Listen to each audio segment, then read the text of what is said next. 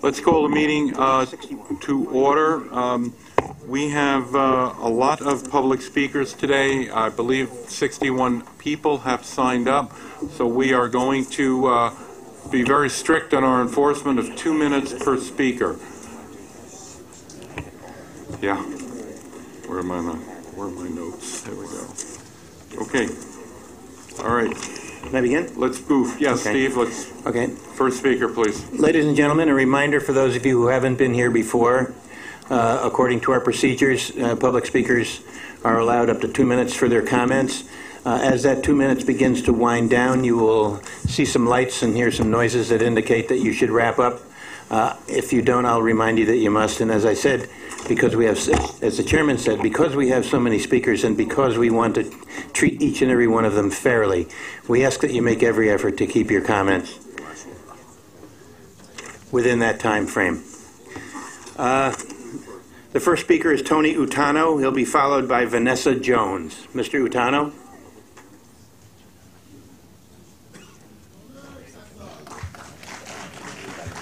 Good morning. Good morning.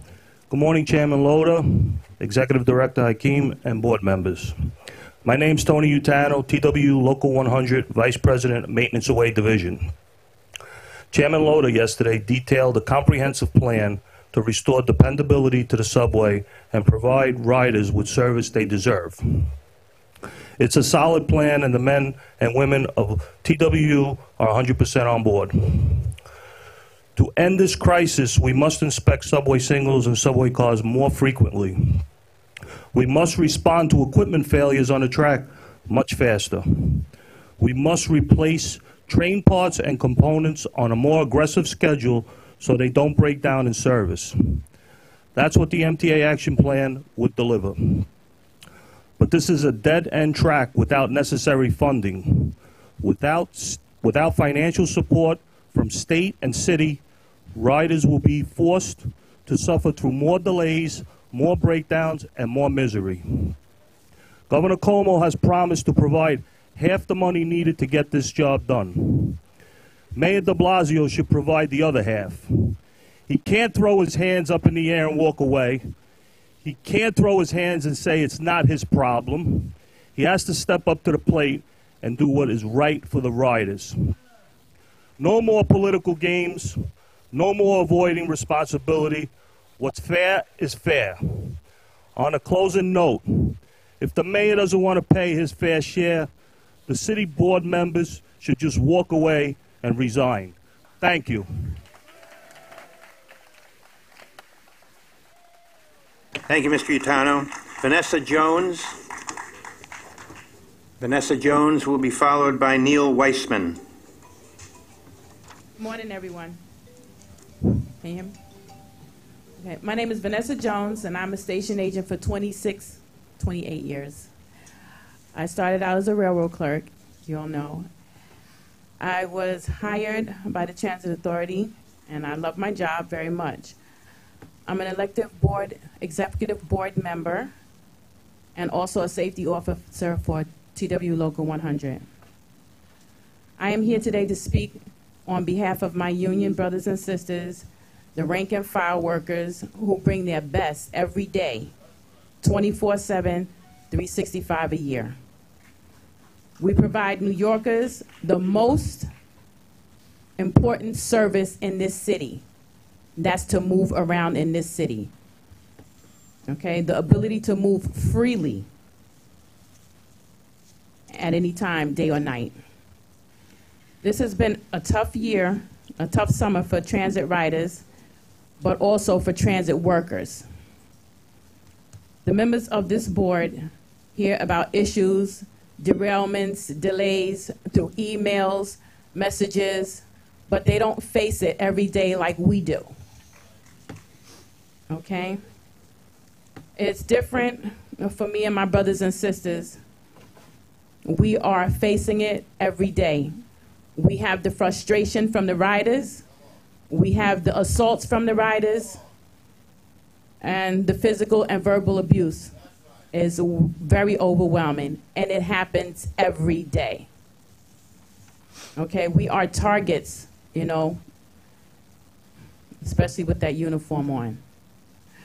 Okay, transit workers do their best, in fact, more than their best, to keep the system running calmly, safely. We help out with derailments, the personnel, professional. Can you wrap up, please? Oh, yes, I can. Okay. Transit workers are thrilled that management has adopted many proposals, that our President John Samuelson has put before you.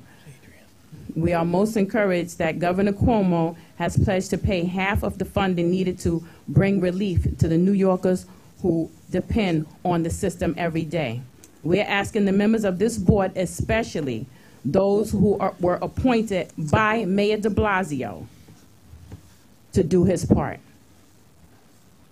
We have to move along, Ms. Jones. Please wrap up. It's fair. The mayor has the money. This city has a $4 billion surplus, but 10% of that surplus into addressing the current problems plaguing our system is not too much to ask for. Thank you. Thank you very much. Neil Weissman. Mr. Weissman will be followed by Yesenia Torres. Good morning, Mr. Weissman. Board members, good morning. My name is Neil Weissman. The organization is Complete George, a coalition of 170 organizations, businesses, and communities calling for wider paths on the George Washington Bridge. Today, I call upon the MTA to emulate best practices from cities around the world who have expanded cycling infrastructure to reduce overcrowding on roads and mass transit, extended catchment to underserved communities, created reserve capacity to offset system outages while conserving scarce transport funds. You have copies of extended remarks. After spending $1 billion on its bike grid, $1 billion in its bike grid, London expects that half the trips into its business district will be by bike by 2019. In Tokyo, where 90% of all commutes are by mass transit, 1/3 also bike the first and last mile. Los Angeles just voted $400 million to extend bikeways across its transit deserts, and Portland estimates its bike grid saves the city $800 million per year. As detailed in the Port Authority's Trans-Hudson Commuting Capacity Study, cycle commuting meets all the criteria for a successful strategy to reduce trips to its Midtown terminal. It's operationally and politically feasible, competitive on cost and travel time, and will have an immediate and durable impact. And not just on the GWB, the new Goethals will afford locals a 75-minute commute to Wall Street via Staten Island Ferry, the Bayonne an hour. Opportunities for the MTA include increased bike parking and bike share transit hubs, and critically, to create capacity on its bridges, all of which should be arterials for interborough bike travel. And this summer is not the time you want to step up ticketing of bike commuters on the Triborough. Thank you all. Thank you so much. Yesenia Torres. Ms. Torres has agreed to speak on behalf of many of her friends and colleagues in the room, so she may take a bit more than 2 minutes, and we understand that. Good morning. Test. Good morning. My name is Yesenia Torres. Could you bring it down a little? Because it's on my face. I'm here on behalf of the ARG Coalition, Accessible Ride Reform Group, and with the United Spinal and Strap Hangers. We are presenting today a letter that the coalition made for the Governor Cuomo, and it states, July 26, Dear Governor Cuomo, early this year you intervened and kept the base subway and bus fare at $2.75. After many of our group wrote to you to tell you how the increase in this fare would harm accessible riders who would already put up with the abysmal service, that was the right move, and we made sure to applaud your decision and testimony before the MTA Board and elsewhere. Now we're writing to ask you that immediate action to improve and reform accessible ride by declaring an accessible ride state of emergency, as you've done with other MTA services. While deteriorating service at Penn Station and on the subways are relatively recent problems, the accessible ride crisis has been and permanent fixture for the nearly 150,000 New Yorkers with disabilities who use the service and who take nearly 9 million accessible rides annually. As you know, Access-a-Ride often is the only way New Yorkers with disabilities can get to their jobs, to school, to medical appointments, to the movies or other entertainment, and to visit friends and families. It is as crucial a mass transit link as any other MTA service. And for many New Yorkers with disabilities, it is the only MTA service. But Access-a-Ride is failing and has been for decades. As the Daily News editorialized recently in calling for major improvements in the system, I quote, "The MTA's network of paratransit vehicles delivers 20,000 rides a day for New Yorkers with disabilities for the staggering cost of $500 million a year, on average of $68 per ride. Passengers get a quality of service that won't be acceptable in the third world." Over the past several months, Access-a-Ride users have testified before the MTA Board about a parade of horror that experiences regularly everything from 4 hours plus rides for distance that would take 60 minutes, from borough to borough rides to get to meetings or doctor's offices, to being abandoned by Access-a-Ride a mile away from LaGuardia Airport on their way to a funeral for a longtime friend. There are thousands of similar stories. The reports from the front lines are backed by the limited MTA data that exists on Access-a-Ride performance. For example, even with a half-hour grace period for one-time pickup, Access-a-Ride's dedicated carriers still are more than 90 minutes late once out of every 10 trips. In 2015, pickups by broker car services were more than 15 minutes late 60% of the time. In 2016, pickups were late nearly one-third of the time. New York Transit does not even measure over vital performance indicators, including most actual trip times. Access-a-Ride woefully sub-performance is a major factor in the 29% employment rate among people with disabilities in New York City at all, but eliminates the ability to take jobs that require travel and more than test any employer with frequently and extensive employee lateness. And it adds to costs for medical providers whose schedules are thrown into this area with Access-a-Ride leaves people stranded or late. Along with the horrendous service, Access-a-Riders are the only New York massive transit riders who must call a day in advance to reserve a seat, making last-minute trips to work or pleasure impossible. No one should have to put up with this. Fortunately, there are solutions, but they will have to take leadership and attention from you and at the MTA to make them happen. A promising sign is that both MTA Board, reacting to powerful testimony from Access-a-Ride users and Access-a-Ride managers, are starting to think about how to improve the system. The board expects to vote this month on several long overdue improvements in vehicle tracking and scheduling technology, as well as a pilot for an on-demand service using wheelchair accessible yellow taxis. But these improvements will take years to implement.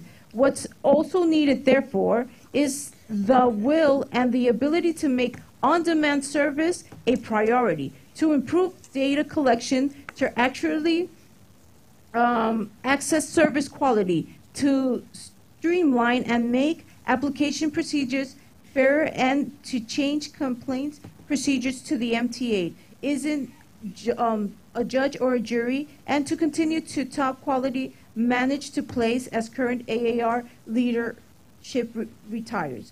Most important, however, is the permanent change in the MTA's view of Access-a-Ride as a service. They wish they didn't have to operate, even though it's a federal mandate. The payoff would be extraordinary. In innovative initiatives by the MTA for Access-a-Ride could actually save money as well as save hours of travel time every day. The Access-a-Riders users are greatly improving their life quality. On the 27th anniversary of the signing of the Americans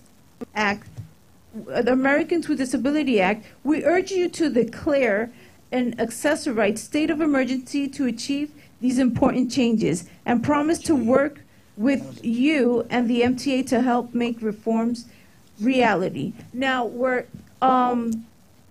want you to know that we're serious. We're going to stay here. We've been here 3 months, and it's consecutive coming with our supporters, with all our groups, and we're going to make it out here every month until you guys really make these changes and pay attention to us. Thank you. Thank you very much, Ms. Torres.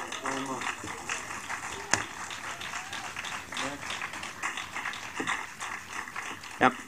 Next, Tony Murphy, to be followed by Arthur Piccolo. Tony Murphy. Good morning. I'm facing the bank-owned MTA, but I'm a little more concerned about what my sisters and brothers over here think. We've got transit workers, we have wheelchair users and riders with specific needs, transportation needs. We have students, and I would like to know from this body what you thought of the new MTA head's proposals yesterday for fixing public transportation. So we've heard from the riders. In this address yesterday, I heard it really took the summer of hell for someone to get on TV and talk about doing things that should have been done decades ago. But what we heard instead were proposals like getting rid of seats and issuing summons for litter. We don't need more cops on the subway. We don't need summons being issued. The NYPD's record in the subway is already one of racist harassment. Who do you think is going to get those summons? Those summons are it's going to be more harassment of black and brown people in the subway. We need public transportation. We don't need criminalization of the riders. But what we get is not public transportation because this board only runs public transportation for the benefit of the banks and Wall Street at the expense of the riders. We hear in the media arguments about $450 million from this supposed to come from the city and $350 million. That's a drop in the bucket compared to the tens of billions of dollars that the MTA owes the banks and Wall Street in debt service. The banks are looting public transportation. Could you wrap up, please, sir? I'm sorry? Could you wrap up, please? So when we are faced with this situation, we should ask ourselves, does this board have any legitimacy to run the public transportation? I just have to bring up before I get off, I was here in May when there were a whole row of wheelchairs here, and many riders with disabilities were here to speak. About 30 were lined up for public comments, and after about 12, this board stood up and walked out. It was the most outrageous thing I've ever seen, and underscores on that day, if anybody had any doubts about whether this board has any legitimacy to run the MTA, that day was a very good example that this is the people who should be running the MTA. We don't need this board that only serves the bankers and Wall Street. We have 55 more speakers, Mr. Murphy. Including public transportation. We need a people's MTA made up of transit workers, riders, people with disabilities, students, and the riding public in general. We need a people's MTA to take over the subway and run it for the interests of the people and not Wall Street. The subway belongs to the people. Thank you. Thank you. Arthur Piccolo, to be followed by Diane Sear. This is the 2-minute version of the statement which I left for the members. On June 29, 2017, I ignored the logic of experience and along with a few thousand other individuals attended the so-called MTA Genius Transit Challenge Conference, believing it would be the event advertised. Instead, we watched the individual most responsible for the problems in the New York City transit system, Governor Andrew Cuomo, who has not bothered to correct these systemic problems, some of them going back 100 years, the almost 7 years he has been governor, walk on stage to an extended standing ovation from all the MTA staff there, a variety of politicians and contractors who make their money from the MTA, who filled most of the seats. It was bizarre, except that it really happened. It was not a conference at all. It was just a self-serving, one-sided presentation by the very same MTA bigwigs who have allowed these problems to persist while they did nothing to fix them, having the audacity to stand on stage one after another and tell us what a great job they are now going to do. What is far more broken than the New York City transit system is the lack of any real or visionary leadership at the MTA. The entire so-called MTA leadership needs to be swept clean, and this convoluted, bureaucratic organization that supposedly manages together a group of very different transit systems serving different parts of New York State needs to be disbanded, replaced by a logical group of independently organized and managed authorities subject to the elected officials, where each system is centered and who also coordinate with the activities of other agencies in sensible ways. In a normal world, it would be ironic that Mayor de Blasio wants control of every other function in New York City under government control, except he has not once called for returning city control of our transit system, because he and likewise members of the City Council do not want to run for re-election based on the quality of New York City's public transit system. They must be held accountable, and there is only one way: return control of New York City's transit system back to New York City. Thank you, Mr. Piccolo. Diane Sear, to be followed by Gloria Lorden-Goodson, and then Omar Vera. Good morning. Morning. I'm Diane Sayre, and I am with the LaRouche Political Action Committee. We are very near a disaster, which will cost not only millions of dollars, but potentially human lives. Everyone who's... Can you hear me now? Oh, I don't know why it's quiet. Okay, thank you. We are near a disaster which will cost not only millions of dollars, but potentially human lives. Everyone who's ridden on the system sees that that potential is there. And as the previous speaker said, the problem is Wall Street, which has turned the MTA into a debt farm, charging usurious interest rates, which necessitates more and more borrowing. Public infrastructure does not need to generate a profit at the point of use. The point of public infrastructure is that it raises the level of productivity of the entire workforce, and therefore should be paid for by public funds and taxes. I am certain that Wall Street is not paying its fair share. Everyone in this room should start by demanding that Glass-Steagall be reinstated immediately, and that the President of the United States return to Hamilton's program of a national bank, public credit, which means 1% to 2% interest.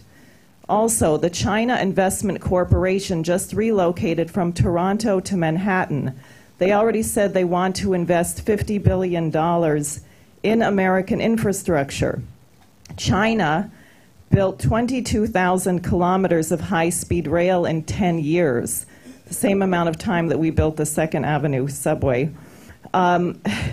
With their help and American union workers, we could completely modernize the entire metropolitan transportation grid in a much shorter time than imagined by anyone in this room today. Could you wrap up, please, Ms. Sear? Yes. Thank you. We have to stop allowing Wall Street usury to dictate infrastructure policy. Thank you. Thank you very much. Gloria Lorden-Goodson, to be followed by Omar Vera, and then Steve Millis.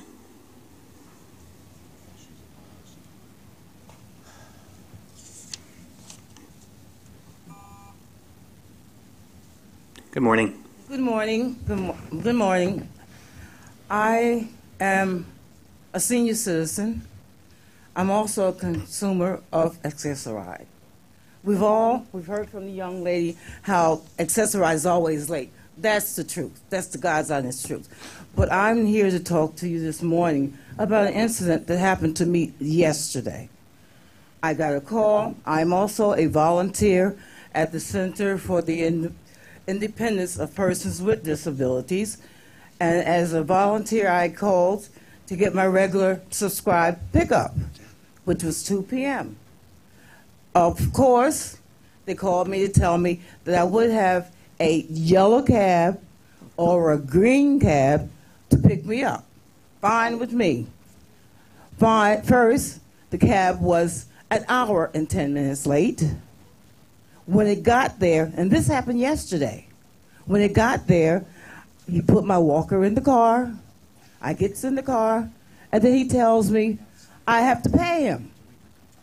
pay you. I'm accessory. I'll give you the $275. No, you got to pay me money. And then he tells me to get out of the car. All right? Now, the thing is, what I'm here to say is we need better control or better watchmen over these companies that you hire to take us around. Okay? This man wanted me to pay him extra money. Then he's going to turn around and get extra money from you. Okay? This is a driver that you pay money for. All right? These are drivers and companies. And I can name a few of the companies that you hire or that you have contract with that are no good, that are late all the time. Okay? Late all the time. When I called and asked if I could get my own to decide what car company I want to take me, they told me no. That was somebody else that decided, and I had to accept it. I'm sorry, but can you wrap up, Ms. Goodson? Very good. I can wrap up right now. Thank you. Stating that the MTA should be more inspecting on the companies that they hire as broker services to carry the persons with disabilities around. They should be watchful, not just give them a freelance on what they do and how they do it.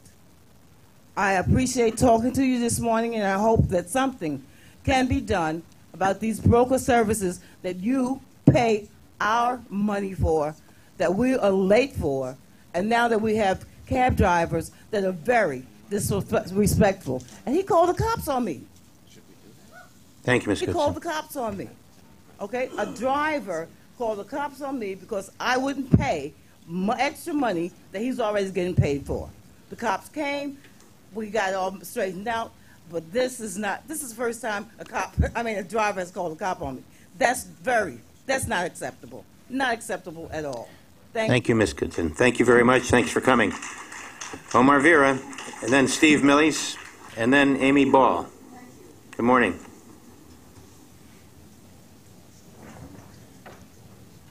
Just going to turn the camera this way. Okay. Thank you for having me here. I have returned after a nearly half-year hiatus. Thank you, Jason.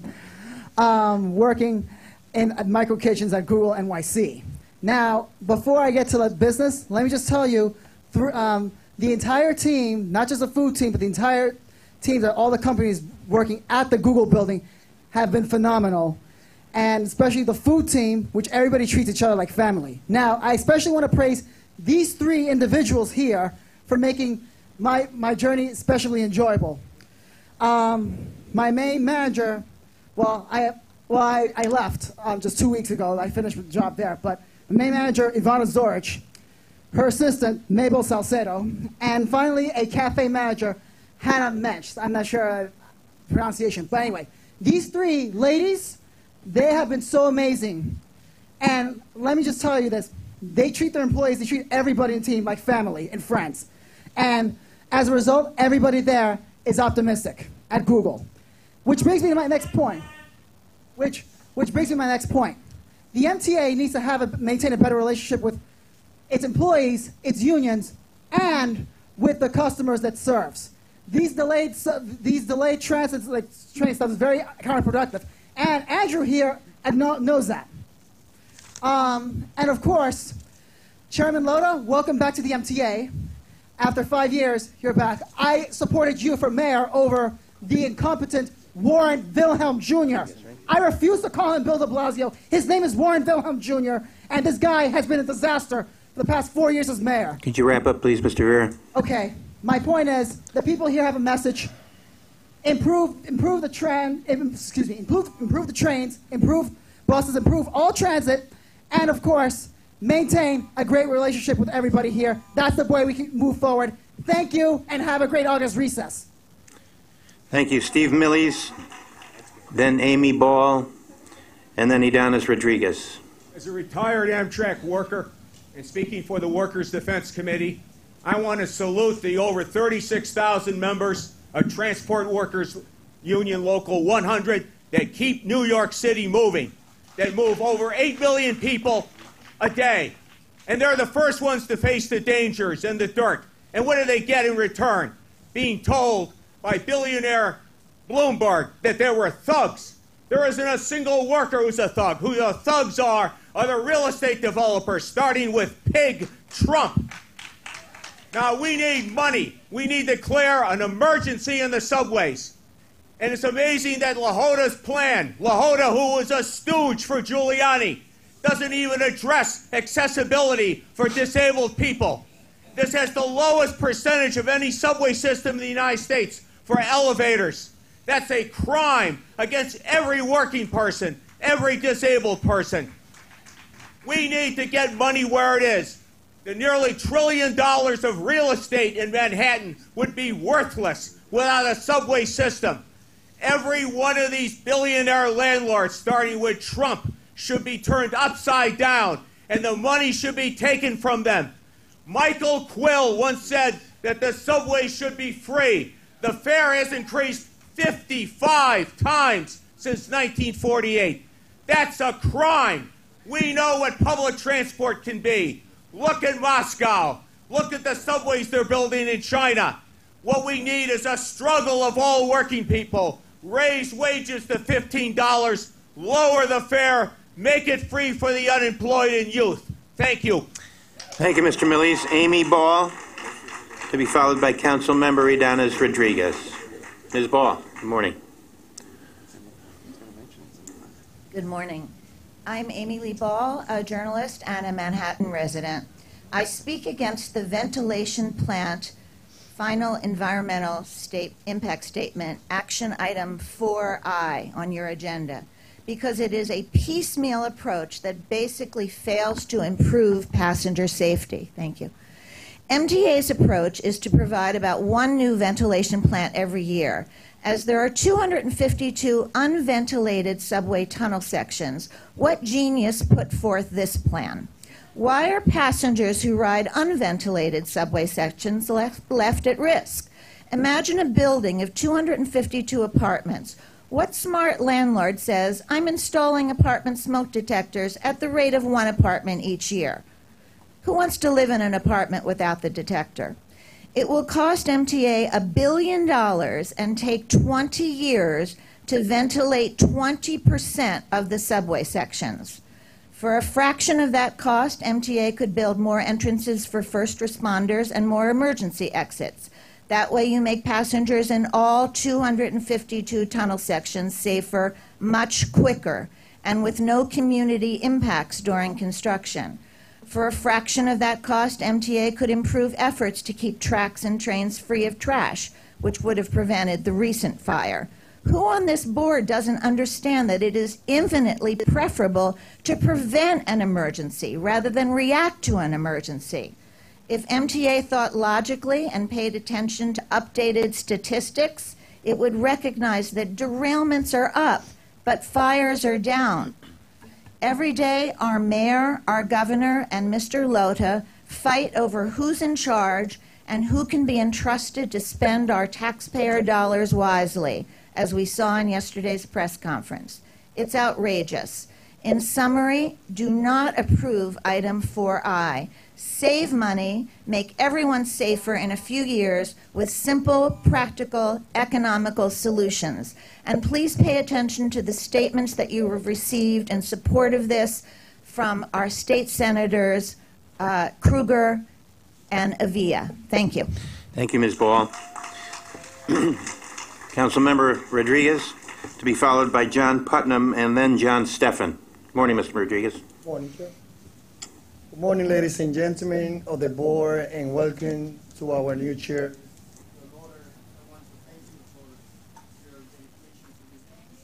Mic went off. Sorry. Good morning, ladies and gentlemen of the board, and welcome to our new chair, Your Lord. I want to thank you for your dedication to this agency and for agreeing to return at a time when our subway system needs all the attention as it can get. From derailment to crippling delays to power outage to track fires, New Yorkers have been through a lot of these past few months. As someone who rides the subway almost every day, I have seen and lived for some of these experiences. I know how ready our riders are for relief. The plan you put out yesterday is a strong first step. I want to thank you for the hard work you have done over the past month to access the immediate needs for our system in a sober way and to compile the plan we heard yesterday.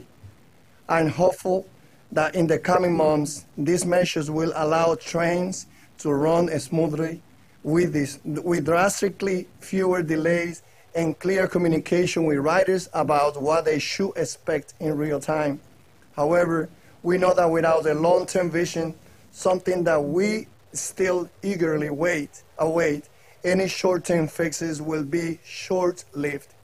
We must think big and we must be creative about how our system will not only survive but thrive through the next 30 years, because we are doomed if it does not. This city, this region, and our entire country relies heavily on the MTA, of which our subway system is the backbone. It is one of the biggest reasons people move to our city, and it stimulates our economy like nothing else. If it goes down, we as a city go down. I want to finalize saying that I hope that not only we work together to get the revenue, but also we need to be creative. We need to go back and analyze the commuter tax that I believe with that money, members residents of Long Island, Westchester, and Yonkers, they can benefit as also the resident of New York City. I also believe that we also need to capture the values as within the Second Avenue, and we have done it in other projects. It is time to bring together the real estate, the academic, the leaders of the MTA boards, and the whole city and the state to decide which is the transportation system that we would like to build for the next centuries. Estamos aquí porque es importante tener un liderazgo en la Junta de MTA. Creemos que LORA puede proveer ese liderazgo, pero tenemos que ser más creativos, no solamente en buscar solución inmediata, sino también buscar solución a largo plazo. Tenemos que analizar si se trae de nuevo el commuter tax y con ese dinero utilizarlo para the Metro North, que beneficia a los residentes de Long Island, de Westchester, de Yonkers, Connecticut, y también a los residentes de la ciudad de Nueva York. Pero también nosotros tenemos que mirar el Plan Move New York. We also have to pay real attention if we can bring back the Plan Move New York so that we can provide $1 billion every year to the MTA. Thank you very much. Thank you, sir.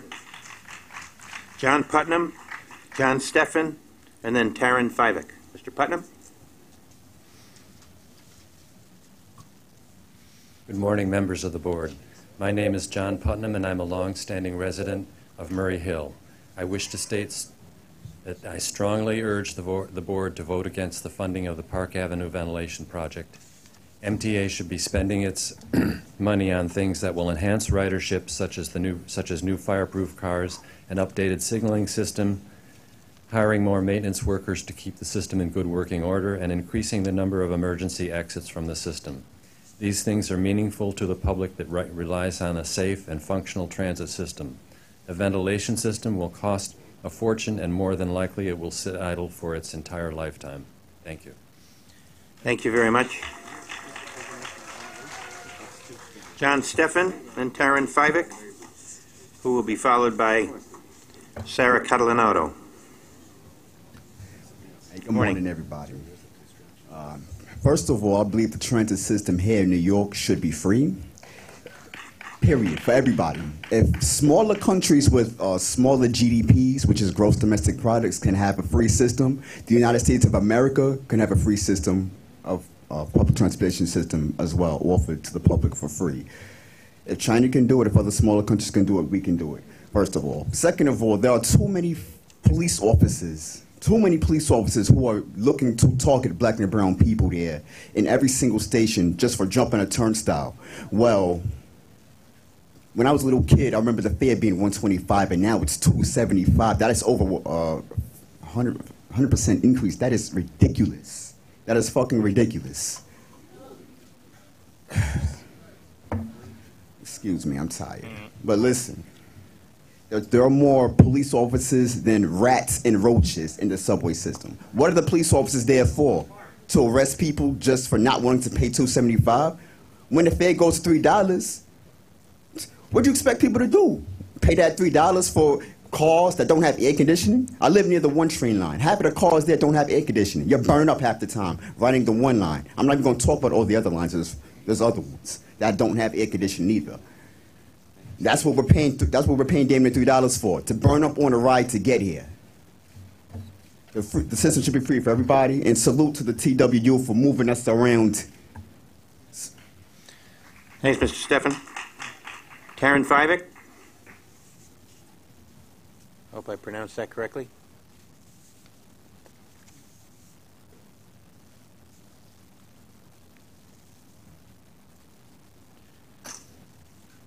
Do we have Taryn Fivick?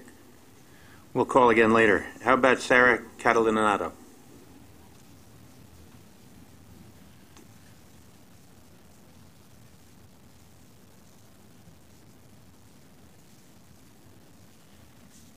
Do we have Sarah Catalinato? Okay, thank you.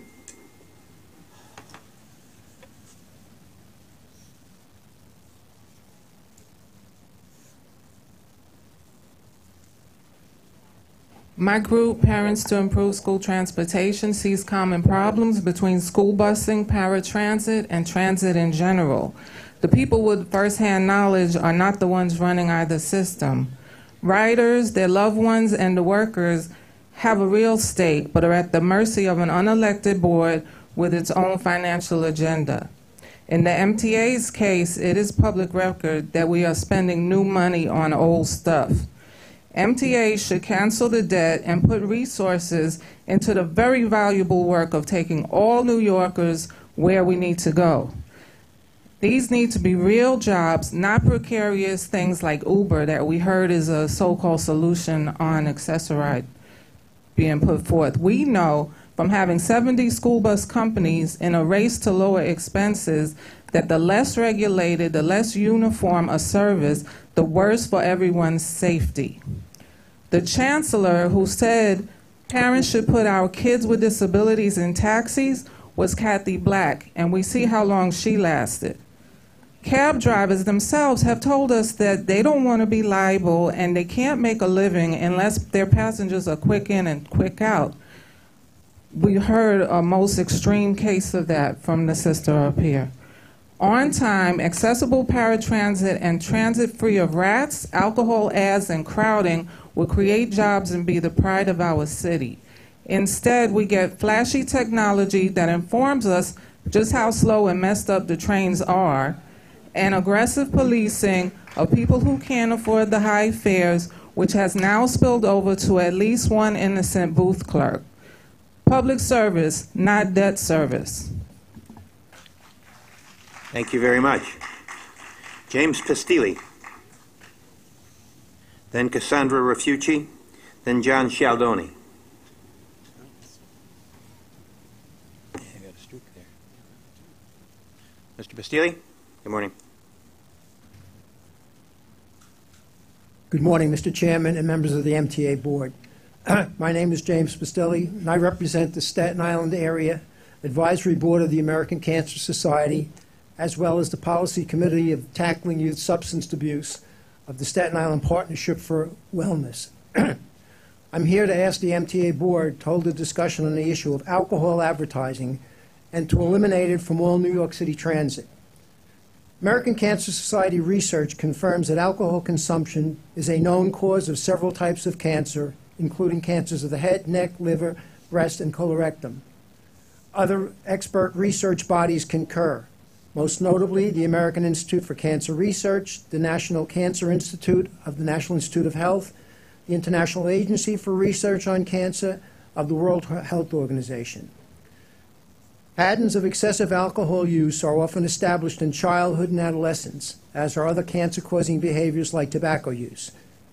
It has been well established that repeated exposure to advertising plays a major role in forming behaviors in children. With this in mind, it is critical that our policies and programs work to prevent these behaviors as early as possible in order to reduce the risk of cancer down the road. The current policy of the Metropolitan Transportation Authority to accept alcohol advertising works against the public interest by increasing long-term risk for alcohol-related cancers. Alcohol use also tends to increase tobacco use, which further increases cancer risk. Systematic reviews of longitudinal studies have shown that exposure to alcohol advertising increases risk for underage drinking. In other words, the more alcohol marketing messages that a young person sees, the more likely they will begin drinking, or the more they will drink if they've already established. It is telling that youth report alcohol ads as their favorites, especially when so many different products vie for their attention. These compelling advertisements become the new teachers of our youth. One study found, in fact, that 8 to 12-year-olds could name more brands of beer than they could U.S. presidents. Could you wrap up, please, Mr. Pastilli? 1992, the MTA Board of Directors voted to remove tobacco advertising from the system in order to reduce the exposure to a product which was health harming. We ask you to please consider reducing alcohol advertising as you did with tobacco. We understand public transit in New York City needs to be better funded, but the way to do it is not through sacrificing the health and safety of our youth. Do it for my children, for my grandchildren, and for your children and grandchildren. Thank you. Thank you, sir. Cassandra Rafucci, then John Cialdoni. Good morning.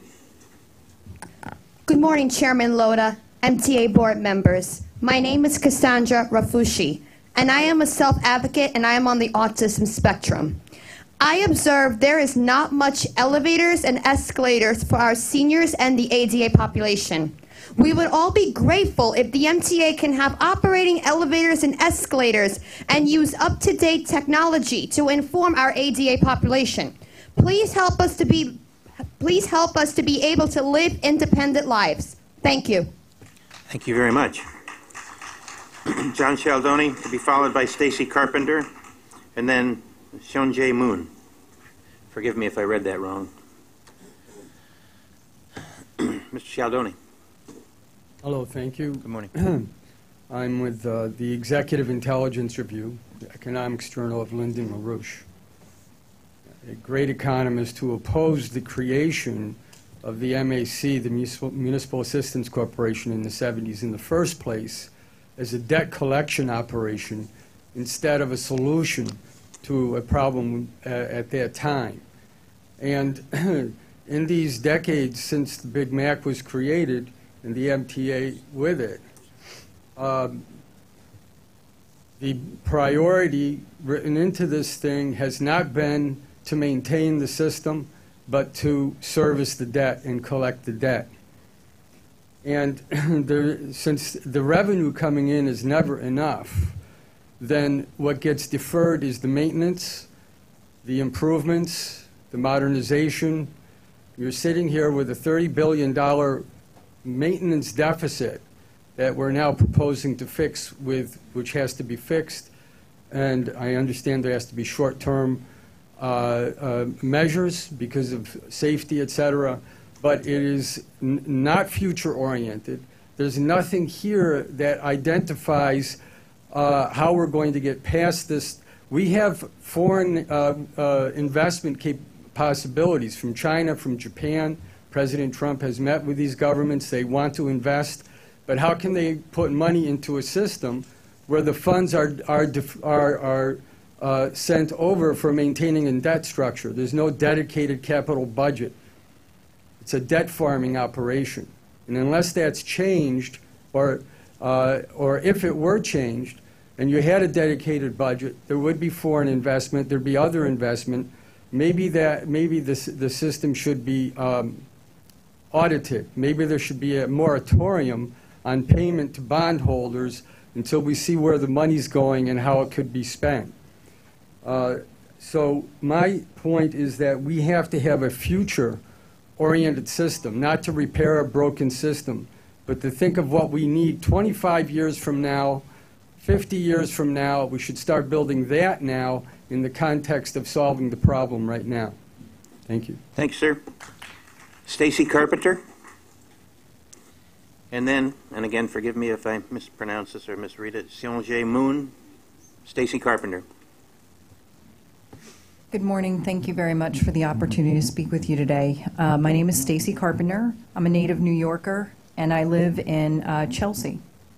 I'm here on behalf of the Building Alcohol Ad-Free Transit campaign, and I want to specifically address the MTA budget related to alcohol advertising.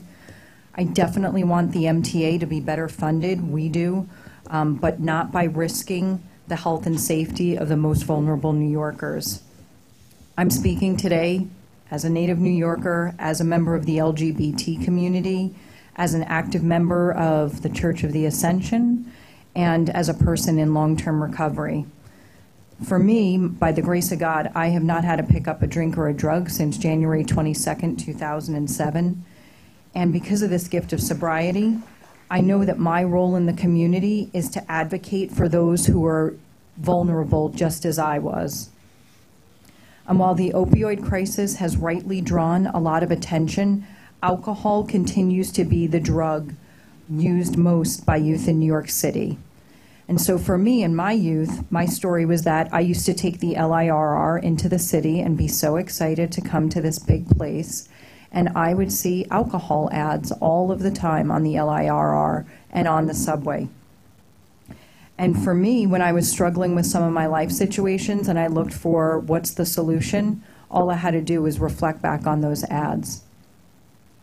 As someone who identifies as an LGBT member, I know that the survey statistics from the Department of Health show that LGBT youth and young people in New York City suffer disproportionately from alcohol-related harms. And one of the factors feeding into that disparity is the fact that there's targeted marketing to the LGBT community. So looking at all of this, I ask that this committee takes a look at the fundamental injustice of the MTA. I'll wrap up, facilitating the exposure on our young people to alcohol marketing. And as you did with tobacco ads, list alcohol ads on the list of prohibited categories for advertising by the MTA. Thank you very much for your time. Thank you very much. Ms. Moon, and then Hillary Ramirez, and then Johan Vanderberg. Good morning. Good morning. We want public transit in New York City to be better funded, but the way to do it is not through sacrificing the health and safety of youth of color.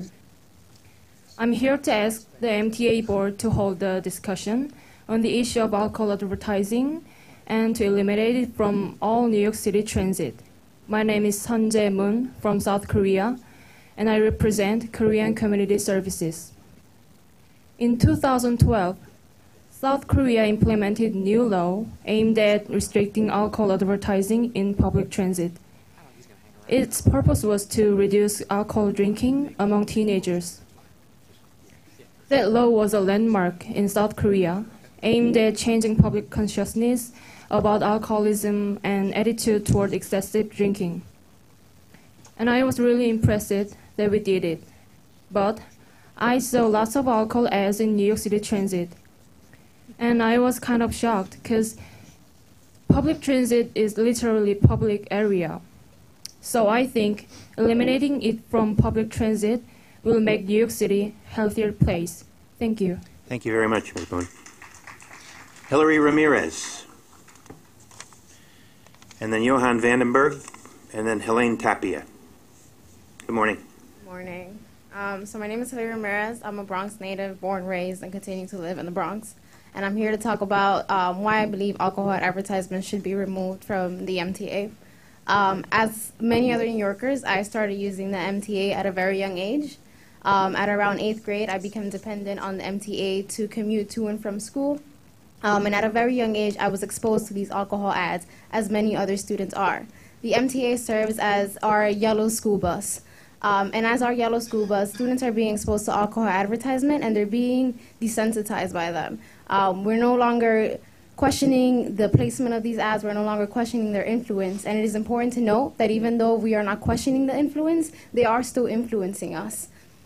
Studies show that alcohol advertisement does affect drinking habits, that they do affect drinking habits in underage drinkers. I would say that I myself am not a drinker, thankfully, but I did grow up in a high school where students did drink. I remember coming back from breaks, I remember coming back from weekends, and students will share their stories about being drunk in the weekends and in the holidays, or drinking and posting pictures on social media with bottles of alcohol. And I remember being envious of them because I believed that I wasn't having as much fun as they were having. That I associated drinking with having fun, and these are the messages that are reflective in the MTA alcohol ads. A lot of those ads are stating that you need to drink in order to have fun, that you need to drink in order to be a better you, and that is reflecting in our youth. Our youth do not need to be peer pressured by these ads into drinking. They already have enough pressure, and we're asking you to question these issues and to consider removing these ads because they're influencing our youth, and they're primarily influencing our youth of color. Thank you. Thank you for coming, Ms. Ramirez. Johan Vandenberg, and then Helene Tapia, and then Raydel Tabaris. Mr. Vandenberg, good morning. Good morning. My name is Johan Vandenberg, and I come representing the program that saved my life called the Corona Self-Help Center. It's a drug recovery group in Staten Island and in Corona. And I'm here to talk about that despite the fact that the MTA should be better funded, the way to do it is not through the sacrifice and the health and the safety of the youth in our community. And I'm going to tell you why. The reason why is because I was one of those children that fell through the cracks. I started drinking when I was 14 years old, and this led me to do worse things, more drugs, so that by the time I was 19 years old, I already had to seek a drug recovery program to save my life. Instead of, having the normal problems like looking for a girlfriend or choosing what college I should go to, I was thinking of the next fix. And part of the reason, one of the big reasons why I did this, it's because it seems so normal. Those ads everywhere. As a matter of fact, waiting for the Q44 bus on my way to school, there was a big beer ad, and those people seem to be having fun. Why shouldn't I have fun too? And this led me through wasting the best years of my life. As part of the Corona Self-Help Center, we also decided to do a survey in Corona, Queens, about the saturation of the ads of alcohol in our community. And 82% of the people answered no to the question, do you think that alcohol advertisement belongs in public transportation? So perhaps we should listen to the people. We should listen to 84% of the people that believe that it's not worth the risk, that the small amount of revenue is not worth all these lives that it's costing. So please, I'm here to ask the MTA Board to discuss the issue of alcohol advertisement and to eliminate it from all NYC transit. Thank you. Thank you, Mr. Vandenberg. Helene Tapia, and Raydel Tabaris, and Jared Silver. Morning, MTA Board. My name is Helene Tapia, and I'm an alcoholic in recovery. And I also would like to get the advertisement taken away from the subway of alcoholism, because it definitely affects. It's bad enough we have I come from Washington Heights, and it's bad enough that we have a liquor store every 2 blocks, and music videos advertising to the kids that how cool alcohol is. I myself started at a young age drinking and being peer pressured by all my friends, thinking it's cool. I come from a Dominican background, which everything around us is, they think it's fun about. And I lost many years of my life. I flunked, I quit college because of this battle with alcoholism. It led me many years of my life battling, having a bad economy. Not rising to my economy. And I feel like, sacrificing, sorry, excuse me, I'm a little nervous. And I just want these advertisements, because it gets implanted in children's head. We're growing up, and then they'll lead up to a person like I, that's been battling with alcoholism all my life. And I don't want other children to get affected the way I've been affected. And thank God to Jesus and the Corona Help Center. I'm battling this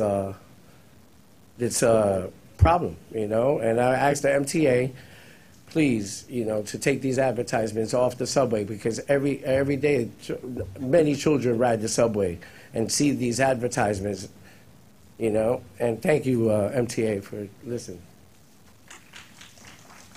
Thank you for coming, Mr. Tapia. Riddell Tabaris, then Jared Silver, and then Charmaine Ruddick. Good morning.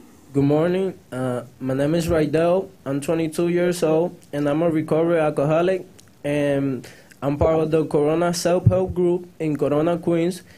And we want public transit to be better funded, but the way to do that is not by sacrificing the health of young people of color like me. I'm here to ask the MTA to discuss the issue of alcohol ads and to get them off our subway system. I'd like to tell you my story. I started drinking when I was 15, and by the year passed, I already had lost my family. I was homeless. I didn't have nowhere to live or eat. I lost my school opportunities, and I started drinking when I was underage. Underage drinking is a major health problems in New York City, leading to issues like problems in school, over 7,000 emergency room visits per year, and homelessness. Public health studies show that the younger you are when you start drinking, the more likely you are to have alcohol problems later. So we need to end the influence of alcohol ads on the MTA where children can see them, and I hope is that we see you take action on this. Thank you. Thank you very much. Jared Silver, and then Charmaine Ruddick, and then Mr. X. Good morning. My name is Jared. I'm a person in long-term recovery from substance abuse and alcoholism. I'm also a part of the Corona Self-Help Center, which has 2 recovery residences, one in Corona and one in Staten Island. The one in Staten Island I'm actually the facility manager of. And as a person in long-term recovery, I'm here to ask the MTA Board to further discuss this issue of alcohol advertising on public transportation. In fact, to remove it from all New York City transit and to prevent children from having to go through the years of suffering that I went through and my family went through, as well as the other members that have already spoken to you this morning. One thing that I do know in my experience of working with addiction is that people start to use drugs for 2 reasons, which is imitation and or curiosity. And that was the experience that I had. I drank alcohol for the first time when I was 9, and I used drugs for the first time when I was only 12. And I used drugs and alcohol for more than half of my life, for the majority of my life. And like others have said, while my friends were starting families, going to college and picking their careers, I was going in and out of jail, rehabs, and eventually being homeless. Without the love and trust of my family, I would not have found the help that I was able to find. But I do know that one of the defining characteristics of people with addictions is that they're easily influenced, especially by the negative. I was one of those kids that didn't pay attention to the DARE counselor or McGruff the crime dog or to the commercial that said this is your brain or this is your brain on drugs. I actually thought that was cool, like having my brain like scrambled eggs. I never paid attention to those kind of positive influences, but the negative influences I paid a lot of attention to. The commercials that I would see on TV about cigarettes or about people drinking and how it just looked like they were having the time of their lives in exotic places like the beach, girls in bikinis. I thought if I smoked and drank, I'd be able to date a girl in a bikini and live on the beach too. And this is how I started. And like I said, it took me a long time to stop. Today I have 7 years, thanks to God, clean from drugs and alcohol. But I have to ask you to wrap up. Sure, no Sorry, problem. Mr. I think it's Silver. important that you guys understand that we're here because we want the MTA to be better funded. We know that it's necessary, but it's not the way to do it through sacrificing the health and safety of our youth. We don't need kids to end up the way that we did and have to suffer the experiences that we did. Thank you. Thank you for coming, Mr. Silver. Good luck to you. Charmaine Ruddick, and then Mr. X. Good morning. Good morning. I'm Charmaine Ruddick from the Institute for Family Health, a network of federally qualified health centers.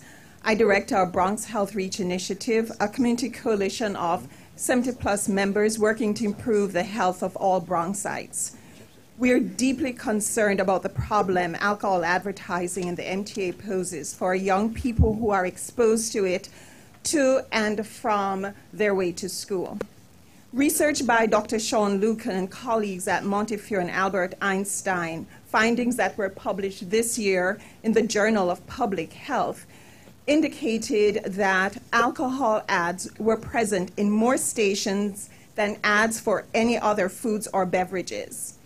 Alcohol ads were more likely to be found in stations in neighborhoods with greater poverty, lower educational attainment, high percentages of Black and Latino residents, and more children, regardless of the total number of riders using the station.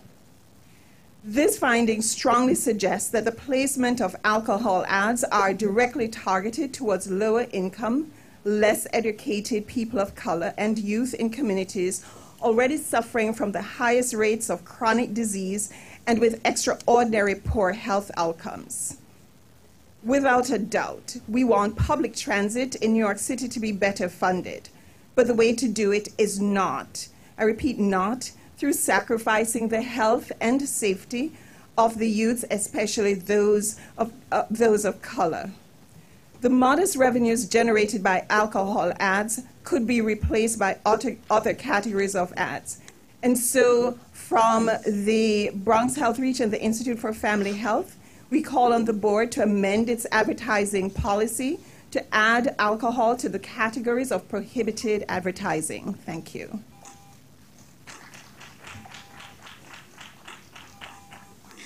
Thank you very much. Mr. X, to be followed by Mary Parison. Mr. X? Regarding the NYDA, New York City Transit Authority, you should consider reinstating double-letter trains. The remaining double-letter trains were renamed in 1985. You should consider reinstating them to serve the riders better. But if you want to stick with single-letter trains only, that's on you. But it's something you should consider doing. Consider separating the J&M trains. And how do you do that? Dismiss the trap bed that holds the M train between Central and Myrtle Avenues in exchange for the former trap bed that runs on Myrtle Avenue between Lewis and Central Avenues, which was used by the MJ train until 1969. And that includes the former station.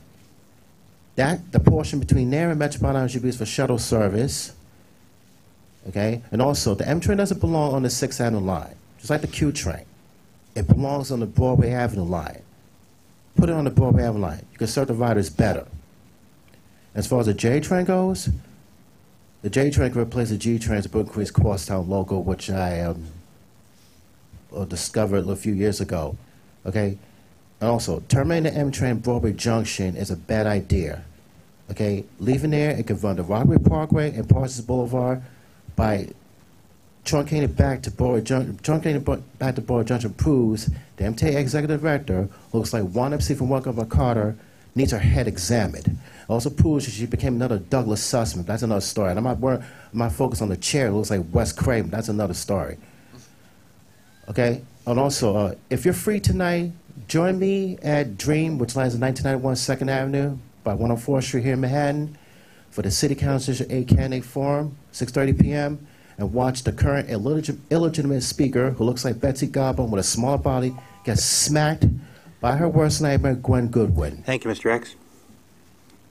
Mary Parison, Allison Loeb, and then Jessica Hallman. Good morning, Ms. Parison. Good morning, Chairman and members of the board. My name is Mary Parison, and I'm the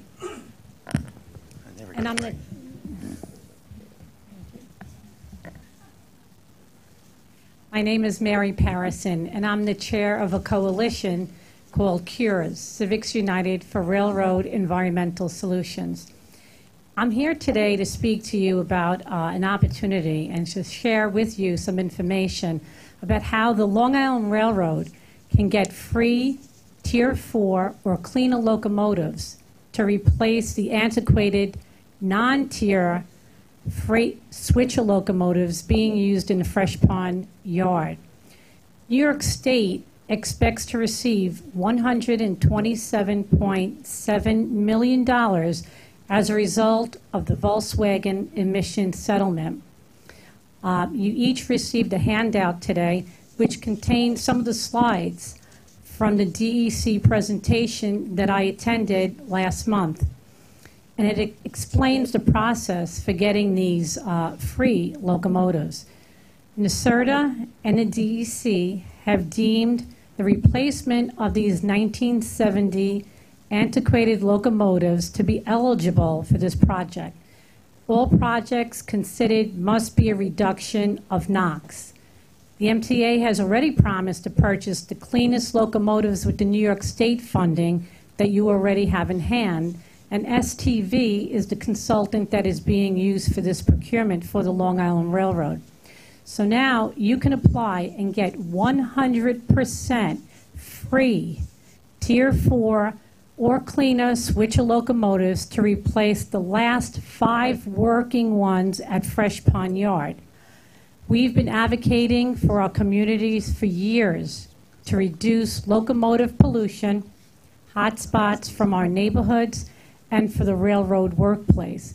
But CURES, as a community coalition, cannot apply for this money.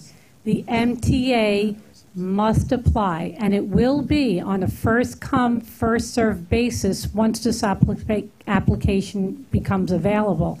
So please do not lose the opportunity to apply for this money. Thank you. Thank you, Ms. Patterson. Allison Loeb, then Jessica Hallman, and then Angelo Vega.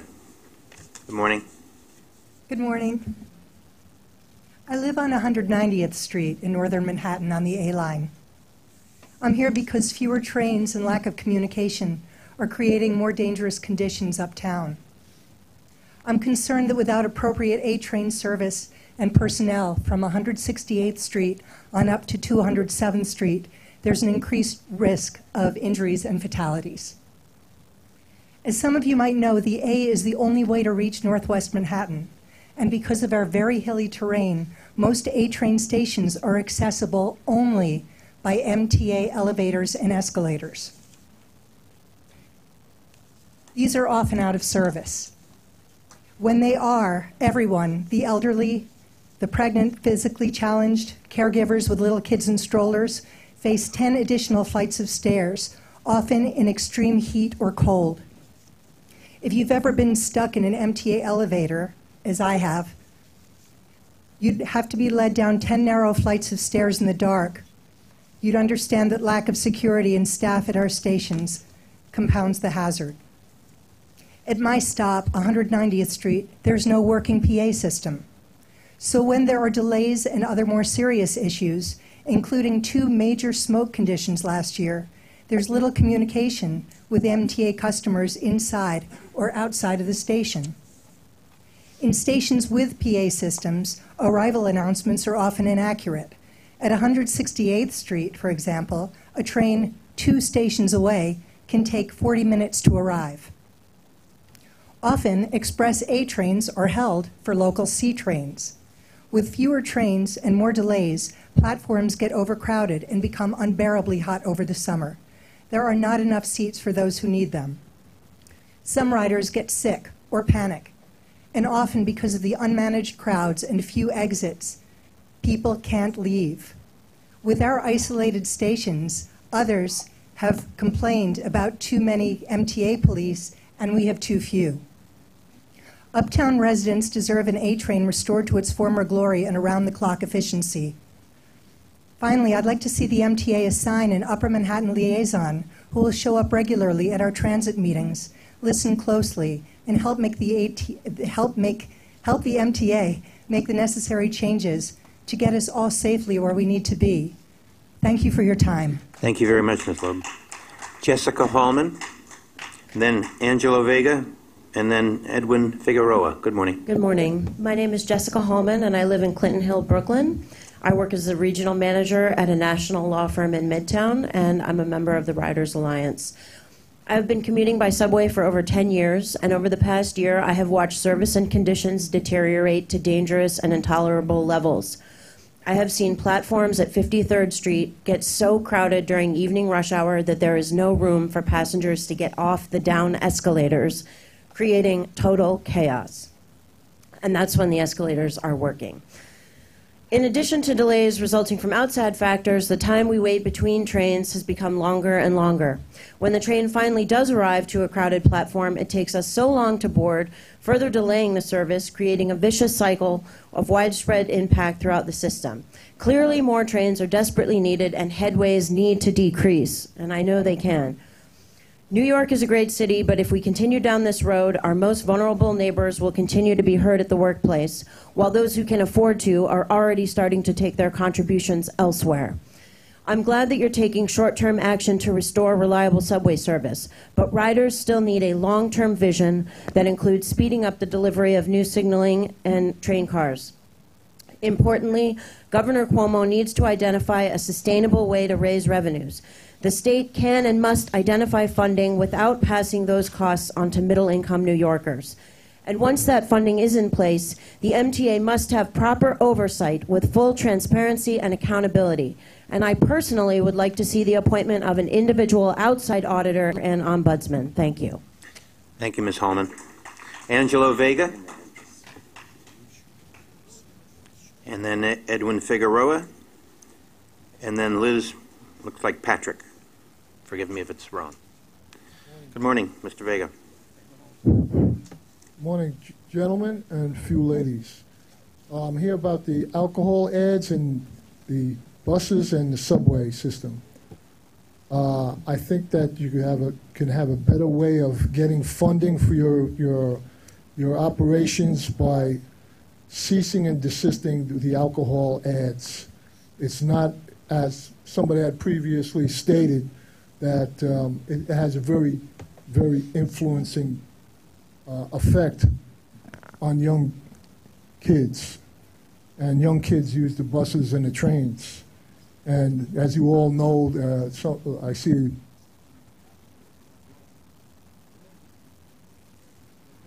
All right. There you go. Sounds good. So I'm just trying to talk to you about the influencing of alcohol ads on the subway system, and it needs to be taken off. It needs to be removed from the walls and the buses. It has a very detrimental influence on the youth in our city. The alcohol is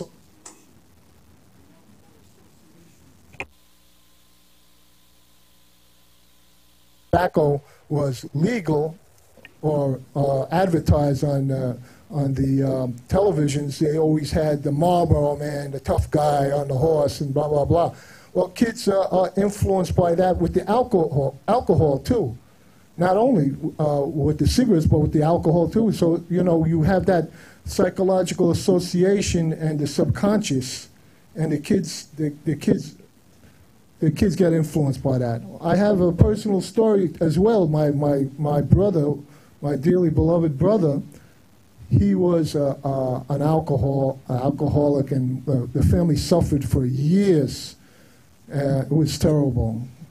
But that's my spiel. Please remove the alcohol ads from the subways and the buses. Thank you very much. Thank you, Mr. Vega.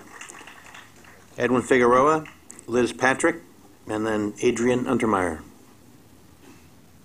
Good morning, Mr. Figueroa. Ladies and gentlemen, MTA Board. My name is Ed Figueroa. I'm tenant of the South Bronx. I come here as a New Yorker and a taxpayer. I use the transit. I hope you guys also will carry in one of these. And as you are officiating over this great MTA system, I come to you as a former alcoholic. My issue is the alcoholic ads. It's very easy for me to say that I used to be an alcohol abuser because I am now liberated from that. It's been several years. Alcoholic ads, just like the cigarette ads back in the day, used to play a role on how the kids hung out with their peers. The alcoholic ads also play the same role. I don't have to inform you guys of the value of not having these ads. So I know some of you guys no longer live in these communities of color, even though you might be of the persuasion, but I still am, and I have grandchildren, and I have coworkers that are still impressed by these ads. I'm advising you to look into your hearts and stop this funding of these ads. You guys have a magnificent brain trust in this room that can come up with a value system to remove these ads and still make money at the same time. I hold you guys and believe that you guys have the capability to do that. Please help start to have this conversation to move away from this type of advertising in our communities. I appreciate it. Thank you. Thank you, Mr. Figueroa. Liz Patrick, Adrian Untermeyer, and then Frederick Cohen. Good morning. Hello. My name is Liz Patrick, and I'm here today to speak on behalf of the East 72nd Street Neighborhood Association. We believe that the proposed cuts next month to the crosstown bus service on the Upper East Side are unfair to our residents and cannot be justified on the basis of low demand. Contrary to the assertion that there's insufficient demand for the M72, the M66, and the M31, at last week's Community Board 8 meeting, we had numerous examples by residents stating that there are often times when they can't board the bus because it's too crowded, or it has to skip the stop altogether. This was most often the case for the M66 when the hospital corridor is letting out after work. In our view, the MTA ridership surveys undercount demand, failing to take into consideration passengers who can't board due to overcrowding, riders who've given up waiting after 12 minutes with no idea when the next bus is coming, and young children traveling with caregivers who don't need a Metro card to board. We fear that the MTA bus management believes Upper East Side residents are affluent and can afford alternatives to unreliable local bus service like Ubers and taxis. However, that perception is wrong for the large senior population and families with small children in our neighborhood who don't have the money for car service and can't easily negotiate our brand new subway system at the queue. The majority of seniors in our neighborhood aren't worried about being late for the ballet. They're worried about getting to their doctor's appointment on time. We don't have any east-west public transportation alternatives, so if you need to find extra buses for the system, would you please consider taking them from the north-south routes where people can ride the subway instead? We worry that the unintended consequence of your decision to reduce bus service on the M72, 66, and 31 are going to relegate our seniors to second-class status. And after years of paying taxes in the city, we think they deserve better. Thank you. Thank you, Ms. Patrick. Adrian Untermeyer, then Frederick Cohen, then Boblin Austin. Good morning. Good morning, everyone. My name is Adrian Untermeyer, and I came here from the Bronx this morning. And my journey in was a very familiar one. I approached the aging, peeling stegosaurus of a subway trestle, mounted a staircase reeking of urine, and screaming of graffiti. I swiped my flimsy fare card, cursing its uselessness on commuter trains that would have gotten me here quicker and more reliably. And I proceeded to board my train in the usual spot, the front car, where each morning I observed construction debris strewn across the tracks from projects completed long ago. During this summer of hell, subway meltdowns have dominated our headlines and robbed countless dollars and hours from poor and working people. Low-income New Yorkers were 14% more likely to be penalized because of train delays and 4% more likely to lose wages. But the everyday tragedy of our rails can also be found in those smaller injustices like the ones I described, or the errant trash bag, the garbled announcements, the scurrying rats. They all define our shabby system. They do not cause the meltdowns, but they symbolize the political indifference to a system in desperate need of resources and, critically, attention to detail. as a member of the Riders Alliance and a devoted New Yorker, I implore this board and Governor Andrew Mark Cuomo, do your jobs.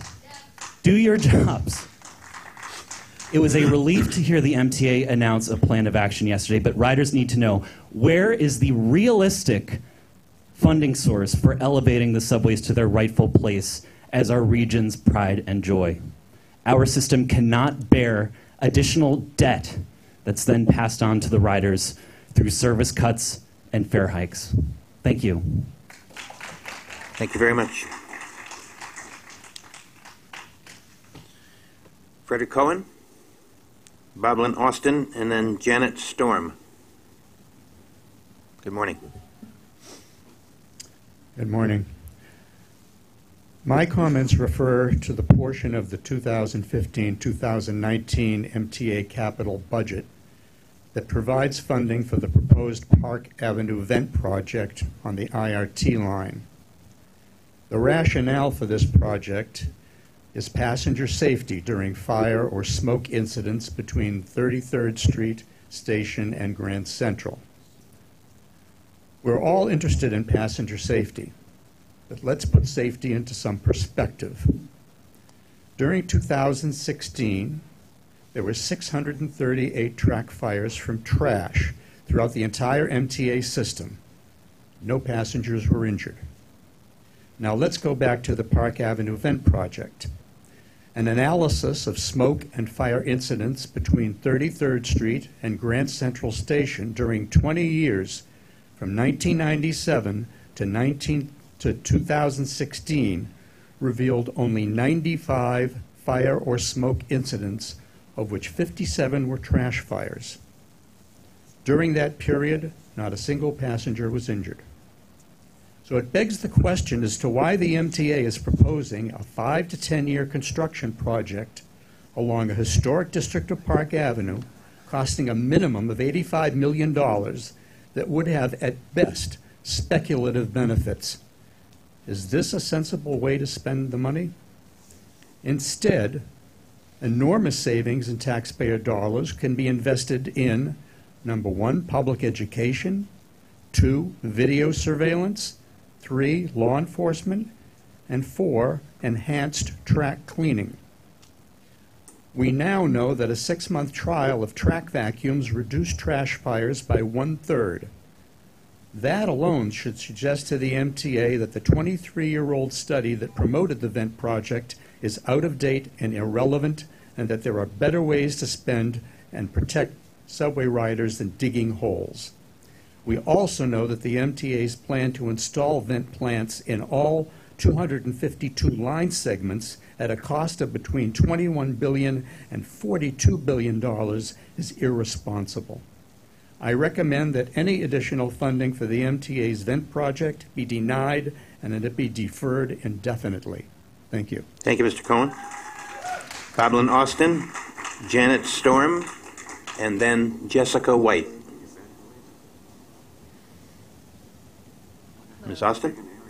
I am Boblin Austin, and I also live in Murray Hill and am concerned about the EVP project.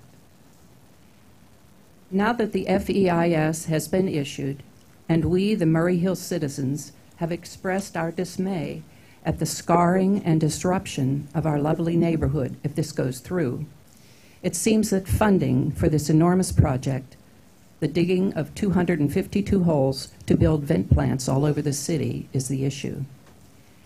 If the present plan of funding 2 plants per 5-year capital budget cycle continues, it could take conceivably over 100 years to complete and cost billions of dollars to build and maintain.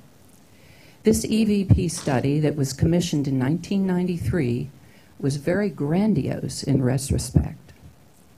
If the MTA thought they could actually accomplish this 23 years ago, they must have thought they would have access to quite a lot of money. It would have been better if they had used that resource to upgrade the aging manual signal system that was already many, many years past its use-by date, which would have made the subway much safer and much more efficient today. There are more cost-effective ways for creating a smoke-free environment in the tunnels that are not so heavy-handed and harmful to the environment in the making. The New York Times article yesterday described how large vacuum cleaners, track sweeping cars, and workmen with shovels and brooms has reduced the number of track fires significantly by removing garbage and litter from the tracks. Expanding that program would create a much safer subway and be less costly. Therefore, I would like to see this non-mandated, elective EVP program tabled for now, in favor of putting funding and focus on the more pressing need for upgrades of the core functioning of the subway system, the digitalizing of the signals, and restoration of the cars and tracks. Thanks. Thank you, Ms. Austin. Janet Storm, and then Jessica White, and then Sylvia Spielman. Good morning, Ms. Storm. Hello, everyone. I'm Janet Storm, a 45-year resident of Murray Hill. Aren't we all fortunate to be living here in this wonderful city, where we have everything at our fingertips and get to meet some of the most interesting people in the world, where we also get to meet and work with some of the smartest people in the world. But in the workplace, at school, perhaps serving on your board's co-op board, what about the smartest one in the room who has absolutely no common sense at all? You know who I'm talking about. I think this might be what happened with the MTA some 23 years ago. Board members gathered and someone suggested an emergency ventilation duct system for Park Avenue in quaint Murray Hill. It remained on the list until years later, when before June 2016, a very smart person with no common sense at all said, let's do this. The idea's been hanging around for a while. We have the funding. And this very smart person with no common sense at all kept pushing this through, and others, not giving it much thought, followed.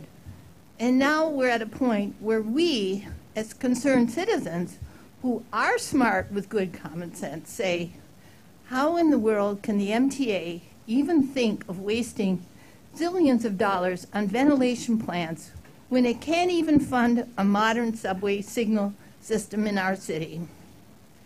A reminder, in an earlier phase, the MTA stated, it doesn't do cost-benefit analysis.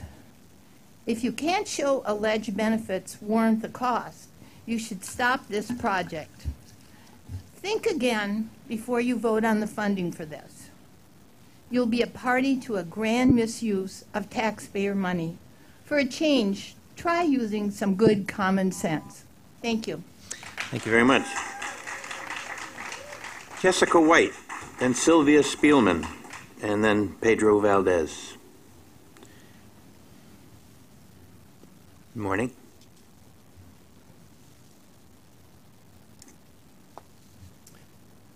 Can pull this down. Good morning. I am Jessica White. I am a recently retired, New York City public school teacher at the middle school level, teaching science. I am here to say that with all due respect to every MTA worker and others of my fellow union workers, there is no reason to pit police against riders or riders against the MTA workers or workers against the city or the city against the state. The city of New York has been eaten alive by the Wall Street and City of London looting operation in New York, and even outside of New York, even cities outside of New York. Just take a look at Detroit. The city officials have also been taking kickbacks from Wall Street, and you know what I'm talking about. I think people in the audience know what I'm talking about. And these kickbacks from Wall Street extend all the way into Congress and into our Senate, even in Washington, D.C. This money that Cuomo is referring to will end up on the backs of the people of this city sooner rather than later. We need to crush Wall Street by reinstating the Glass-Steagall Act. This Glass-Steagall Act is the first of the laws of Lyndon LaRouche, 4 laws that start with reinstating Glass-Steagall. This act was taken deliberately taken down in 1999. It was actually tantamount to treason. It caused the collapse of the legitimate banking system, which is commercial banking, in favor of the speculating wolves on Wall Street. An imminent collapse of the entire transatlantic banking system is hanging over our heads, with $1.5 trillion in derivatives bubbles, which cannot conceivably be sustained even if Social Security, Medicare, Can you wrap up, and please, Ms. Medicaid White? were all wiped out at the same time. What we need to do, you on this board, I challenge you to tell your congresspeople to reinstate Glass-Steagall. And everybody in this room should be calling their Congress and their senators to reinstate Glass-Steagall to allow the credit of the United States to go to the states that will put infrastructure projects in line just as it brought us out of the Depression. Those infrastructure projects will save our lives, including the one that the MTA is proposing. Glass-Steagall will pay for that. Thank you, This Ms. is a White. We still have bipartisan 25 more bill. speakers, so can you please finish up? And I want to tell you what the bill is. It's Glass-Steagall H.R. 790, which is already in Congress. It's been there for a while. We need to reinstate Glass-Steagall, and everybody in this room needs to tell their congressman to do so, to fund this infrastructure project and other life-saving projects for New York City. Thank you. Thank you, Ms. White. Sylvia Spielman, Pedro Valdez, Richard Leland. Good morning.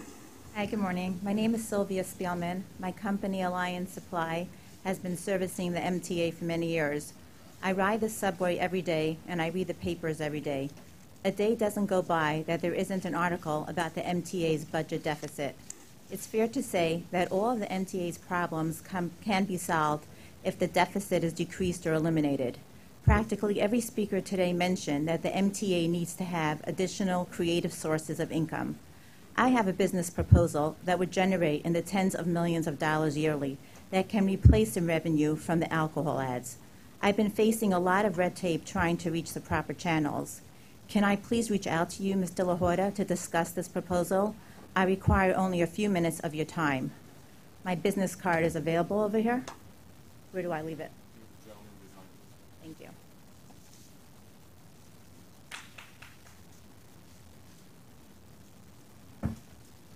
Good morning, MTA, Chairman Rhoda, Inter-Secretary Hecom. My name is Pedro Valdez Rivera Jr. I live in Bed-Stuy, and I'm the member of the Renaissance, New York's grassroots organization of buses, subway riders, fight for more accessible and equitable transit system. So last week, I took an M train from Myrtle Avenue to 46th Street in Queens for the town hall. And normally it take me an hour, but instead it takes me 15 minutes more, which is 75 minutes. A great inconvenience indeed. More and more of us New Yorkers know that it's unnecessary long trips like this one I experienced are the result of our aging signal system. It is well beyond time to find ways to speed up the delivery of new train connections. Yesterday's announcement by you, Joe Laura, which is an excellent start. It's a fresh start. But riders need a much bigger vision, like the Marshall Plan for our subways, and for Governor Cuomo identify a sustainable way to raise revenues. Another thing I experience is I take the B38 bus every week from Lewis Avenue to downtown Brooklyn. It was so unreliable. It was so slow, so bunched up together. I could go on and on. It's too much going on. So that's why in the procurement on pages 105 and 106 about the transit signal priority, that's a good start between the MTA and the DOT, but more needs to be done, which I hope the MTA and the DOT will have more transit signal priority on those key corridor bus routes sooner rather than later. We cannot wait until 2020 to get faster bus service in particular. Otherwise, 8 million transit riders may have to bear the cost of additional unnecessary fare hikes and service reductions. We need to raise revenue and invest in this essential resource. Thank you so much for giving me an opportunity to testify before all of you this morning. Thank you. Thank you. Richard Leland, then Bruce Podwell, if I read it correctly. I apologize if I didn't. And then Rita Turi. Good morning. Good morning, Chairman Loda and members of the board. My name is Rick Leland, and I'm an attorney with the Ackerman Law Firm. I'm here on behalf of the Roman Catholic Church Parish of Our Savior, which is located at 59 Park Avenue, at the epicenter of the lengthy and expensive construction of the proposed emergency ventilation plan for the Lexington Avenue line. A lot of the Murray Hill neighbors who spoke this morning spoke in a manner far more eloquently than I can about the need to re-examine this particular project in light of other concerns that the board has, that the MTA has with the transit system, and in light of the ability to make sure that our passengers are safe during the course of their travels in far less expensive and alternate means. And this kind of segues into what my position has been here and my work has been here, which has been looking at the final environmental impact statement. But before I do that, I want to talk a little about the church. The church is a almost 60-year-old building. It is a magnificent stone structure, and it is virtually irreplaceable. The entrance to its rectory is at 38th Street, right where all this digging and vibration is going to occur. And when we made comments on the draft environmental impact statement with respect to our concerns about vibration, we got the usual response in the final EIS, which says, well, we're just going to do what we have to do, without any real detail about how this magnificent structure was going to be protected. And I realize that's particular to the church, but you have to understand that you are also abutting an historic district in Murray Hill. And very scant attention to detail and how to protect those structures is given either in the DEIS or in the final EIS in response to comments from us, from the community, and from Langen Engineering, whom we engaged to do more services. I want to talk a little bit about alternatives, because what you heard this morning was that there are alternatives to doing this project. Yet, the EIS doesn't talk about alternatives. The alternatives it talks about is where we're going to put this. Maybe we'll put it here, maybe we'll put it there, all within a several block radius. But there was no meaningful discussion or meaningful analysis of other ways of securing the security of passengers in the train without spending this money. And when you're in a situation that the MTA is in now, with the transit system in an emergency status, with virtually difficult times to find funding, I think that you should rethink this and come up with better ways to achieve the goals you have without spending a lot of money when you have other fish to fry. And I thank you. Thank you. Bruce Rodwell, is it? And then Rita Turi, and then Josephine Mariniti, if I read it correctly. I'm Bruce Podwell, and I'm a professional engineer. Like others, I ask you to table action item 4i and reject the Murray Hill Ventilation Plant FEIS. Based on recent trash fires, you probably hope ventilation plants enhance safety. However, ask management when they plan to install a ventilation system in those sections where the recent fires occurred. The answer is over 20 years. In fact, to ventilate the entire system will take a century at the pace you're proceeding, all while costing $1 billion a decade. In other words, no passenger will be safe from fires for many years. What you're being asked to approve is misguided at best, especially when you're barely able to fund major safety-related programs such as a modern signal system and crash-resistant rail cars. Such lack of funding begs the question, why waste billions on unnecessary, expensive ventilation plants when cheaper ways to enhance safety can be implemented more quickly? In lieu of new ventilation plants, I support smaller, more cost-effective solutions to improve passenger safety years sooner than the current approach. For example, enhance track cleaning and maintenance programs, construct additional emergency exits and first responder entrances, and make rail cars more fire resistant. Also, Chairman Loder's plan to ban eating on trains is worth considering. In conclusion, reject item 4 little I and support cost-effective solutions to make all passengers safer sooner.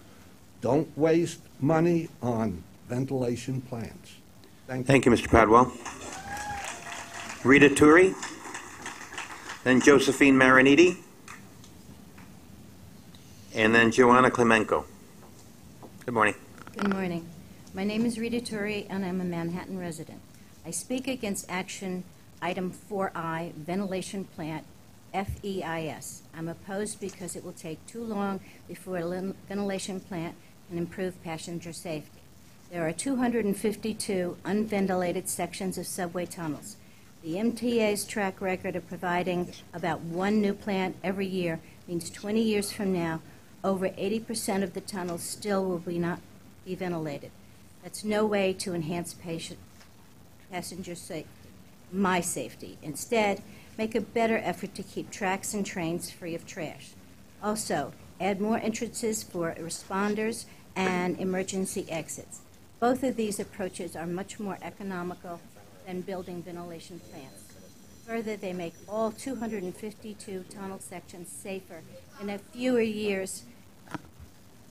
In conclusion, please don't authorize more ventilation plants. Save money with simpler, more practical solutions.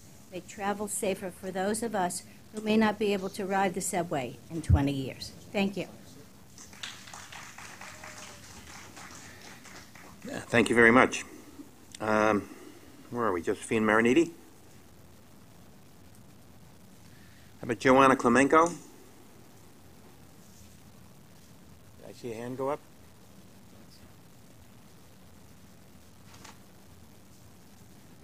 Good. Ms. Klemenko, great.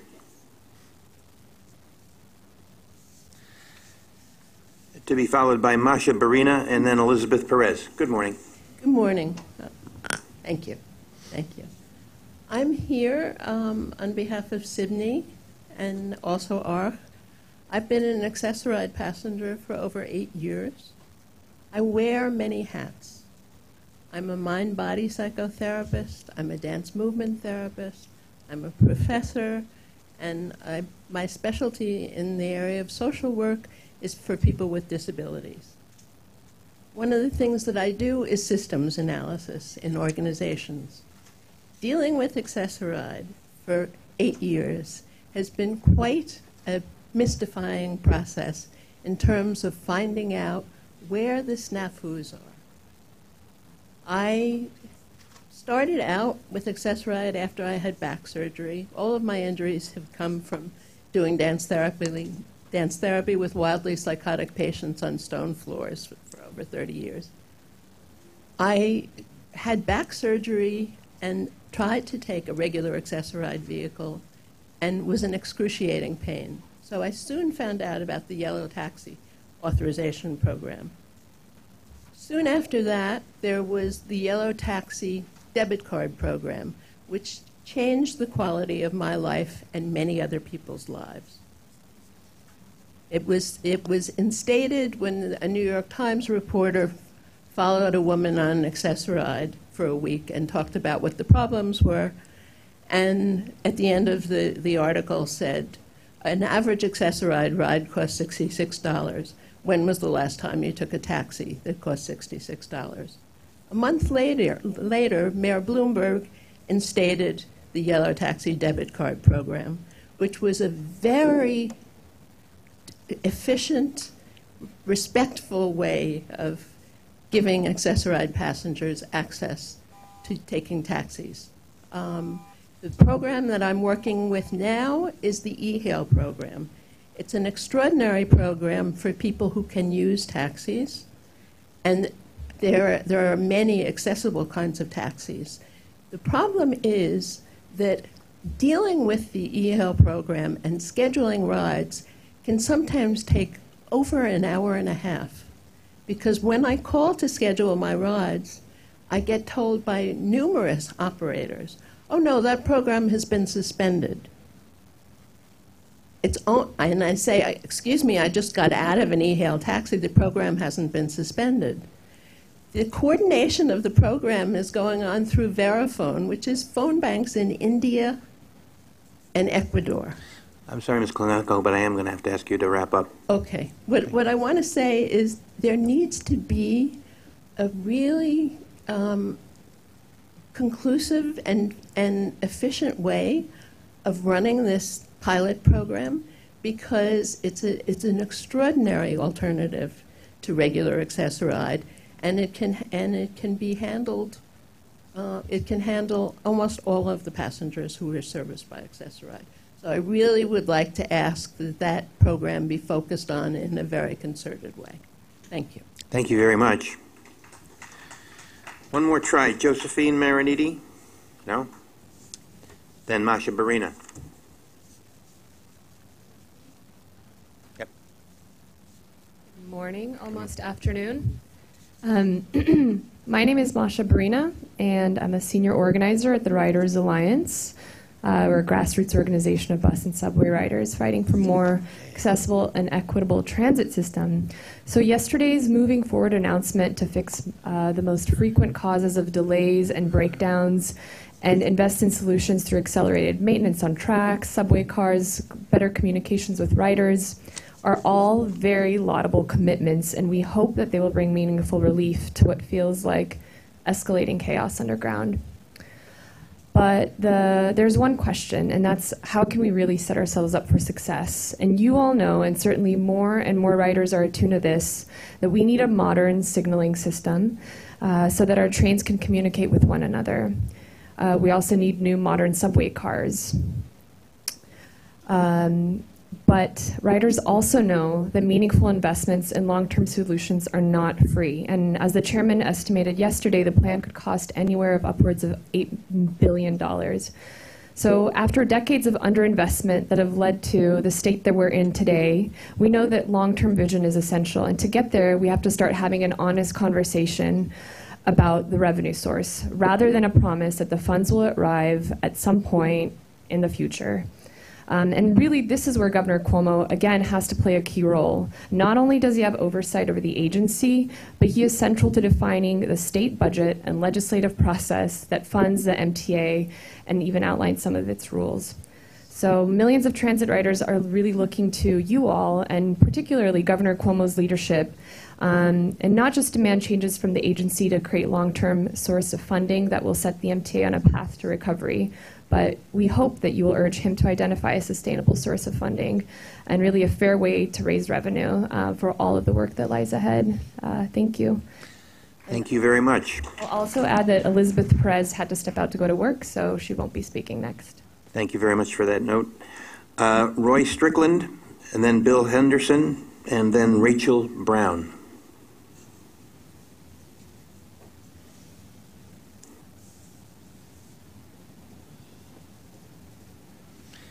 Mr. Strickland, good morning. Morning, and thank you for opening up this conversation. I appear against the Lexington Avenue ventilation project on Park Avenue. To give my comments context, I'm a professor of urban design. I worked years ago with various city agencies to renovate and restore Union Square and Bryant Park. That set off billions of dollars of investment in the surroundings. And I'm a lifelong New Yorker and Murray Hill resident. The first objective of transportation planning is to mix various forms of transportation. Buses, trains, and most importantly, people on foot and people in wheelchairs. This section of Park Avenue is a prime example of successful mixing of forms of transportation. With its wide sidewalks and trees, it makes a really pleasant environment, I would say splendid environment for pedestrians. And you see them in the many thousands, tourists, New Yorkers, commuters, walking back and forth on Park Avenue in the vicinity of the project. every day and into the weekend. The destruction of 10 trees and the removal of 25% of the trees on that side of Park Avenue in Murray Hill, the introduction of grates that will impede on pedestrian circulation on the sidewalks deeply compromises the splendid example of mixed transportation systems. I ask you to reconsider this project in the light of the alternative proposals that my neighbors have raised, and put the money to use where it can sustain this mixture of transportation systems. Don't ruin Park Avenue. Thank you. Thank you, Mr. Strickland. Bill Henderson, and then Rachel Brown, and then Adam Payne. Morning. I think it's still morning. I'm Bill Henderson, Executive Director of the PCAC, Permanent Citizens Advisory Committee to MTA. I want to congratulate the Chairman and NYC Transit on releasing the Subway Action Plan. I want to briefly address several issues with it this morning. First, the additional employees in the plan are critical to addressing demands on the system that grew rapidly even as staffing stagnated or declined. The emphasis on training in the plan is also valuable. We believe, though, that the MTA must face the need for effective supervision and management. Over the last decade and more, the MTA has lost a wealth of experience and institutional knowledge, and as the stagnation of salaries and supervisory ranks led qualified individuals to decline opportunities to move into leadership, we really have a vacuum there. We're also enthusiastic about the emphasis on communication in the plan. Countdown clocks show that better information makes for a better passenger experience. We applaud the move away from generic pre-recorded onboard excuses towards more detailed information about what's actually happening in subways. Riders would rather have the best information available than for conductors and announcers to remain silent or retreat to the safety of generic announcements. PCAC looks forward to the development of a performance dashboard. Unfortunately, we don't believe the metrics that you use currently are up to the task. Terminal on-time performance doesn't tell most riders what they think it does, and while it's a strong internal analytical tool, most riders have no idea what to conclude from weight assessment statistics. We believe that relevant statistics such as interim on-time performance and excess travel time can provide riders with more meaningful information if they're provided in a dynamic dashboard that allows these indicators to be tracked over the periods of time and services of a user's choosing. Finally, I want to address the cost of these initiatives. It's no surprise that this is going to cost money. More work and more effort usually does. But addressing these additional costs upfront is preferable to the familiar practice of shifting resources to other areas in the organization, only to find that the donor areas soon experience problems of their own. The state and city are being asked to make a substantial investment, but they have to consider the fact that we're already paying in terms of missed appointments, lost family time, foregone wages, additional child care costs, and the frustrations and stress that result from subway delays. We urge the city and the state to consider these costs and provide the resources necessary to stabilize and modernize the subway system. Thank you. Thank you, Mr. Henderson.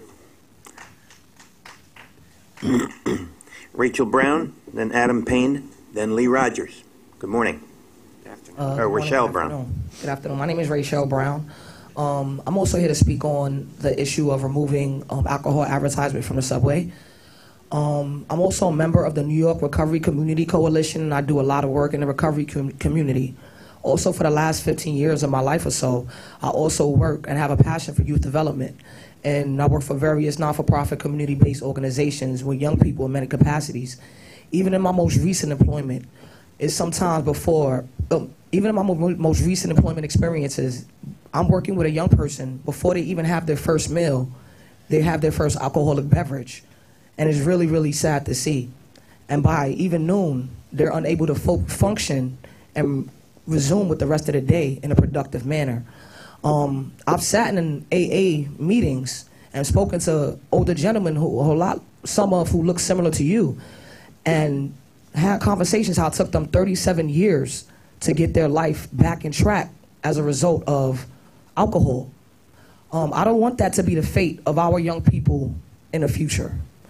We all know that certain areas and certain communities are targeted, but over 600,000 young people ride the subway daily, and they see this advertisement, and it's very, very impressionable, and it affects and impacts them more than we even know. I think we glorify and normalize alcohol, and we don't show the repercussion and the damaging effects that it has on all people, not just young people. But I think one way we can begin to minimize the impact that alcohol has and begin to combat all the negative outcomes that alcohol has in our communities is by removing advertisement from the subways and the public transit systems. I think that's very important, and our young people deserve a fair chance to a healthy, productive life. And that's all I have to say. Thank you. Thank you very much. Mr. Payne, Adam Payne, thank you for waiting. One last thing. Yes. On behalf of Building Alcohol Ad-Free Transit, I know we took up a lot of your time today discussing removing the removal of alcohol advertisement from public transit system, but I hope we can work together to move forward on this issue so we won't have to take up so much of your time in the future. I think there's something easy we can tackle, and I think there are other ways that you guys can find funding in regards to this issue. Thank you. Thank you. Adam Payne, and then Lee Rogers. Good day. Thank you for listening to me. My name is Adam Payne. I'm here on behalf of We the Commuters, a project from WNYC. In the past 2 weeks, WNYC has received over 300 comments from riders and over 2,100 tweets about the MTA.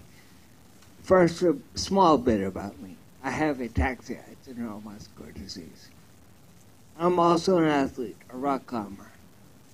So I can get around pretty quickly on 2 wheels. Although I rely on accessible transportation and I often find station elevators that are out of service. One thing the MTA can do is put workers in stations where elevators are broken to help customers and redirect them with good information. Now, some comments from We the Commuters. Nearly 100 comments were about reliability and signal delays. The main question is, what are you going to do to resolve signal problems? And off with the cosmetic changes. We need real results. Give us more reliable service. The commuters also demand better communication, both to inform customers in real time about disruptions and to receive information from riders. Many riders said they do not trust the announcements they receive from the MTA. How will you address riders' distrust and improve communications? Lastly, many commuters have concrete proposals and requests, like send the G train further into Queens, create a direct route between Brooklyn and Queens, and add more ferries and buses to alleviate subway traffic. I have brought all 300 comments for you to read. I submitted this to the board when it came in. And I urge you to check out the hashtag We the Commuters on Twitter, because that's the only way that you'll find the other 2,100 things.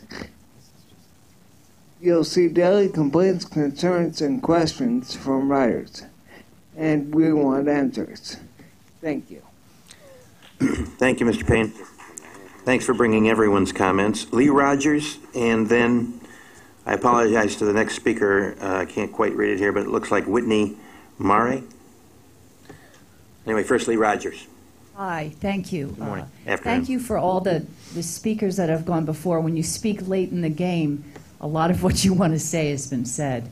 And the speakers have such a personal investment, as do I. So I'm going to make this personal and say that I'm afraid to ride the subway.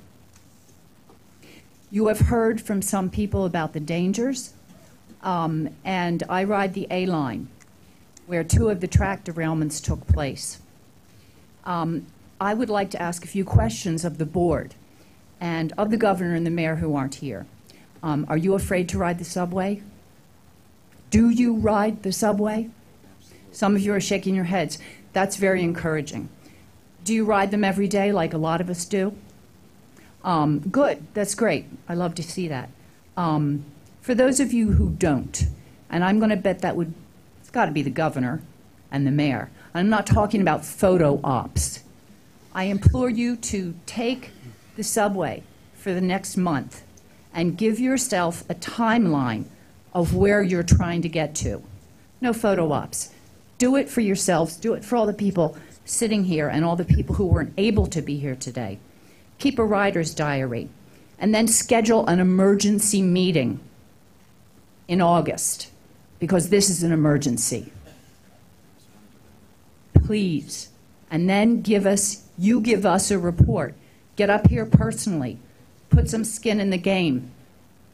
Put your personal testimonies up here and tell me then if you feel safe to ride the subway. There's a lot of anxiety that riding the subway produces. Anxiety is not good for anyone's health, right?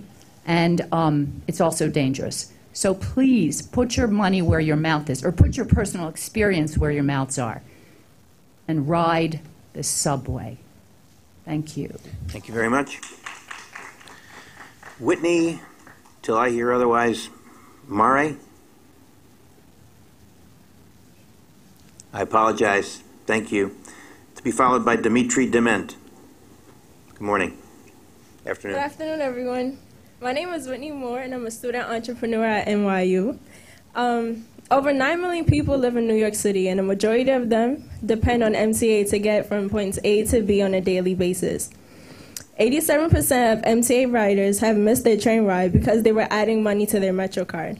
Riders, don't you wish that there was an app that provided real-time information regarding your MetroCard's balance, transfer time, and gave you the ability to add value to your MetroCard and your convenience of time? Well, I'm currently developing an app that does just that. My name is Whitney Moore, and I'm looking forward to having a meeting with MTA and discussing the reality of this app. Thank you. Thank you very much. Good luck. Dimitri Dement, to be followed by Joanne Vanek. And then Andrew Rivas. Dimitri Dement.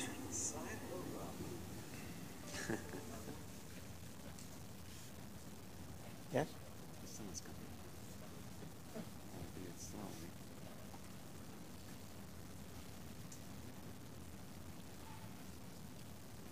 Good morning. Afternoon. Sorry.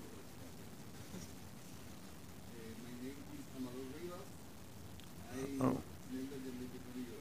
Oh, well. He's Andre Rivas. That means we skipped a couple. Mi nombre es Amador Rivas. Soy miembro de Se Hace Camino en Nueva York. Y estoy aquí porque vivo en Manhattan por más de 15 años. Y en los últimos años, sobre todo en el último, he visto que el sistema de transporte es un desastre. Nuestra comunidad depende de los trenes para ir al trabajo, llevar a sus hijos a las escuelas y para mucho más. Pero en el último año, aparte del aumento de la MetroCard, he visto más y más problemas en los trenes, sobre todo demoras y más demoras. Por cierto, que venía a una protesta que había frente a este edificio, cogí el tren en la 125, el tren 4, que es express, a las 8:05, 8:10, y llegué tarde porque el tren se demoró mucho para llegar aquí a Bowling Green. Y es un tren express que duró más de 45 minutos para llegar a Bowling Green. Es un desastre. No es justo y exigimos mejor servicio. Y la responsabilidad cae en la MTA y el gobernador Cuomo, que es quien la controla. Ya es hora de parar los juegos políticos. Ya es hora de reconstruir y de cambiar, no de reformar. Es hora de que el gobernador Cuomo haga lo que tiene que hacer: financiar las mejoras que necesitan nuestro sistema de transporte, y si hay que aumentar los impuestos a los ricos, hágalo. Ya es hora que se pague una cuota por cada uno. Sí se puede, tenemos que luchar. Thank you very much. I've lost control here. Do I have Joanne Vanek? Okay, thank you. How about Dimitri Dement? While we're checking. No? Okay. Thank you. Ms. Vanek, good afternoon. Joanne Vanek, a long-term resident of Manhattan. I am here to support my colleagues who have spoken against the Park Avenue Emergency Ventilation Project. The New York subway system, once a premier system, has become distressing, as Chairman Lahota said yesterday. It is efficient, unreliable, dirty, and dangerous. This is the result of decades of poor planning, limited funding, and poor use of existing resources. The Park Avenue Emergency Ventilation Project is a case in point.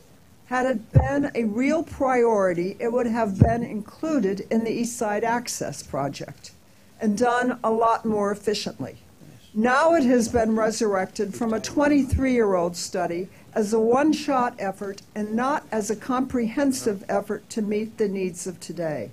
As such, it is a waste of millions of dollars and another example of poor planning and use of funds by the MTA that has permeated the organization for decades.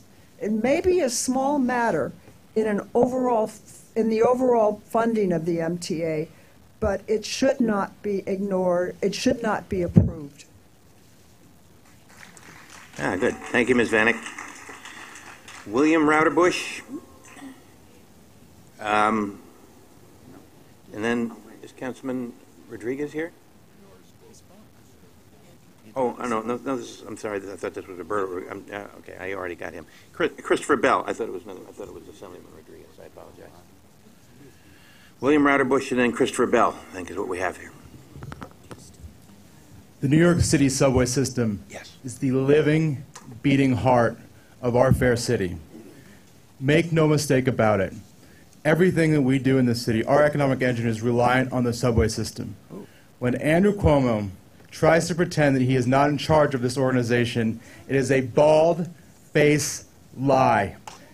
Andrew Cuomo is fully in control of this organization. Now, it's easy to beat up on the government. It's easy to come up here and do things like this. And I want to be the first one to congratulate him when he fully funds modernization of signals, when he funds our subway system for the future, and when he does the patient task of not doing these fancy projects that give him the limelight, but does the patient, long-term governing of thinking 15, 20, 30 years into the future. I agree with one of my colleagues when he earlier said that it's not just the delays, which, by the way, across the board are up tremendously.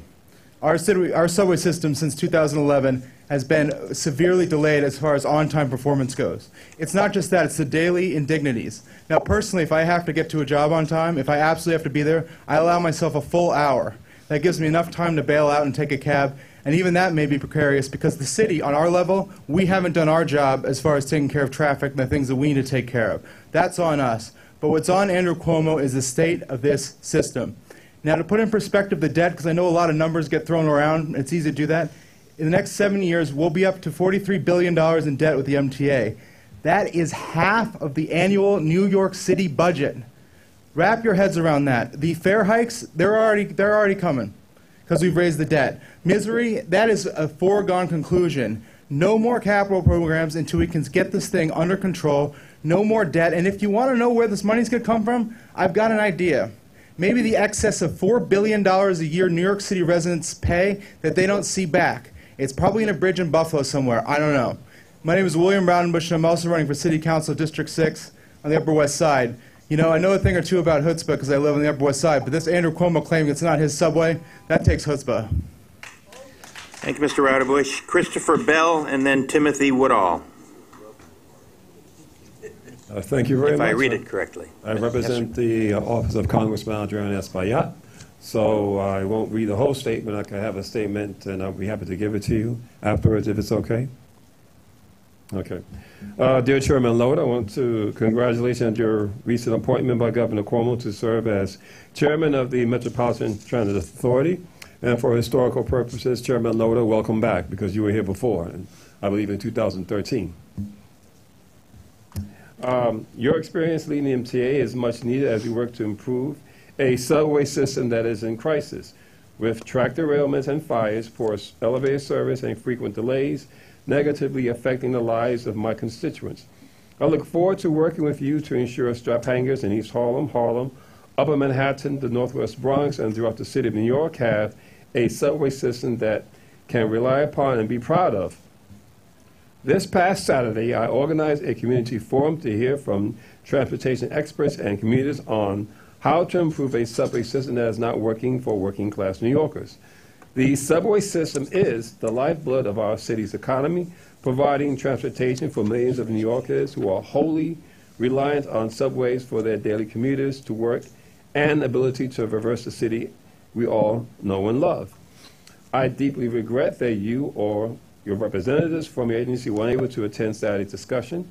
I want to take this opportunity to make you aware of conversations that I've had with my constituents prior to, during, and after the event, which range from a series of complaints and a variety of suggestions that the MTA should consider when working to resolve the city's subway crisis once and for all. And I will go to the last page. Funding priorities.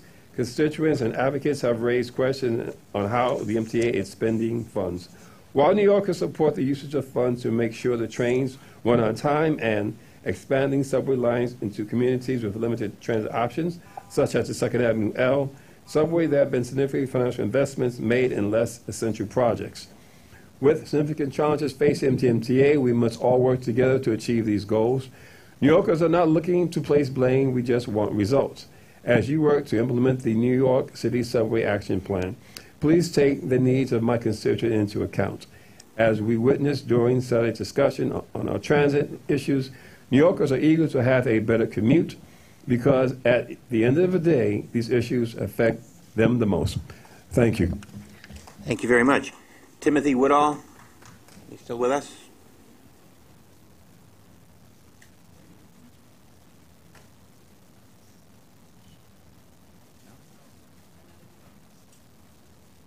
No? In that case, Mr. Chairman, that's all I have.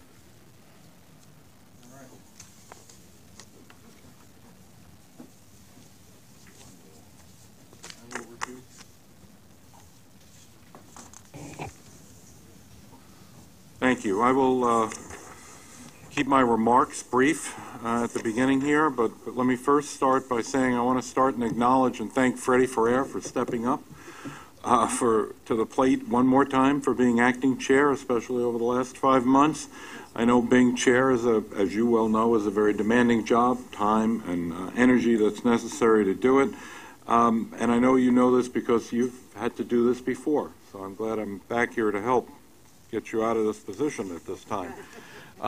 You know, the last time you did it, it was for me, but I'm a baseball fan, and the Baseball Almanac lists Ed Kranepool's 1974 season with the amazing Mets as the best performance ever by a New York pinch hitter. I think you've got him beat, no question about it. So I want to thank you.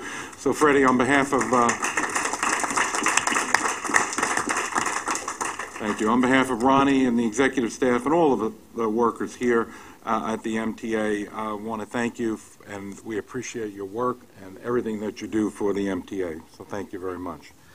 About myself coming back, I think it's great to be back. I'm honored for this opportunity to make a difference and to transform the way we do business and to provide the service that our customers need. As you know, yesterday I unveiled a new plan with the staff to stabilize and improve the New York City subway system. I won't go into details on that since many of you were here, and it's all listed in many of the newspapers today. But I will tell you, I think it's important that we make the changes necessary to the subway system as well as to our entire organization, organizationally, and how it makes decisions, because all of our 8.7 million New Yorkers who rely on us each and every day deserve to get the best possible system that they can have. Later on today, we're going to have a presentation by the CFO here, Bob Ferran, It's that time of the year when we do the mid-year update for the current budget that we're in, and we put forward a very preliminary budget for the following next fiscal year, which begins in January. Bob Fran will be doing that later in the meeting, and for sake of time, I'll let Bob go through the details on all of that. And finally today, I'd like to recognize a longtime MTA family member who is retiring after a remarkable nearly 20-year career with the MTA. Joe Giletti returned to the MTA as president of Metro North about a year after I left, and just a few days upon me returning. Sadly, I've not had an opportunity to work with him. But this is what I know about Joe Giletti. He has a reputation that is absolutely stellar. I knew about it when I was here once before, and I'm going to continue to call on Joe in his retirement. Joe couldn't be here today, but when people talk about him, everybody considers him a class act. It comes up over and over again. He has been generous to everyone here, and as I said, I'm going to call upon him for that. On a professional level, he has been responsible for what might be the greatest turnaround in any railroad in the history of this country. His vision, he put safety, not statistics, first, while focusing on the basics of really good railroading, operating a safe, reliable service on a daily basis. And it worked. Under his leadership, Metro North became the first commuter railroad in the country to fully implement the confidential close call reporting system, and the first agency to conduct the sleep apnea testing on all 434 Metro North locomotive engineers. He rebuilt and restructured Metro North's safety department and helped create an enhanced employee protection system, which is now the industry-leading tool providing enhanced safety protection for employees working on or near the tracks. And perhaps most importantly, he led the effort to rebuild Metro North's infrastructure. During his tenure, Metro North rebuilt miles and miles of railroad, and they did it during off-peak hours and weekends to minimize the impact on its customers. The work repaired far more than Metro North's infrastructure. It also restored the railroad's reputation for reliability and high-quality service. I could go on and on and on, but in the interest of time, let me just say this directly to Joe, who I hope is watching us. And I believe he was watching us, but it's very likely that he may have stepped away, which wouldn't surprise me. Joe, I want to thank you for your dedication, for your commitment, for your wisdom, and for your leadership. Thank you for your service. You will be missed, and I will definitely call upon you.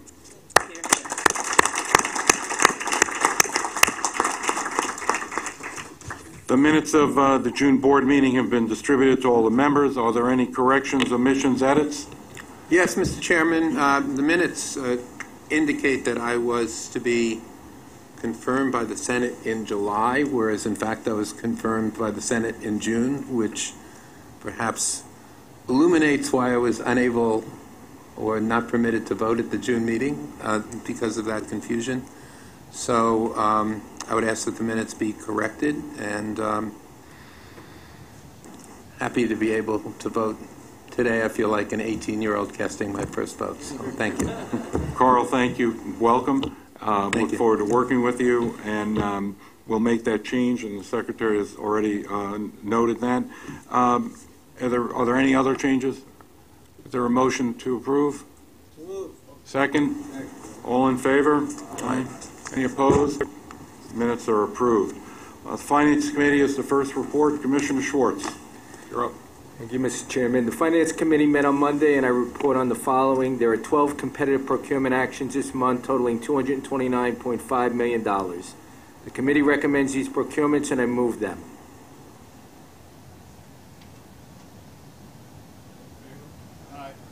Opposed? Motions all carry. There are no non-competitive procurements, and there are no ratifications. There are 6 real estate action items which are described on pages 56 through 76 in the board book distributed for this meeting. The committee recommends these items, and I move them. You have a second? All in favor? Aye. Any opposed? Motion carries. This concludes the Finance Committee report.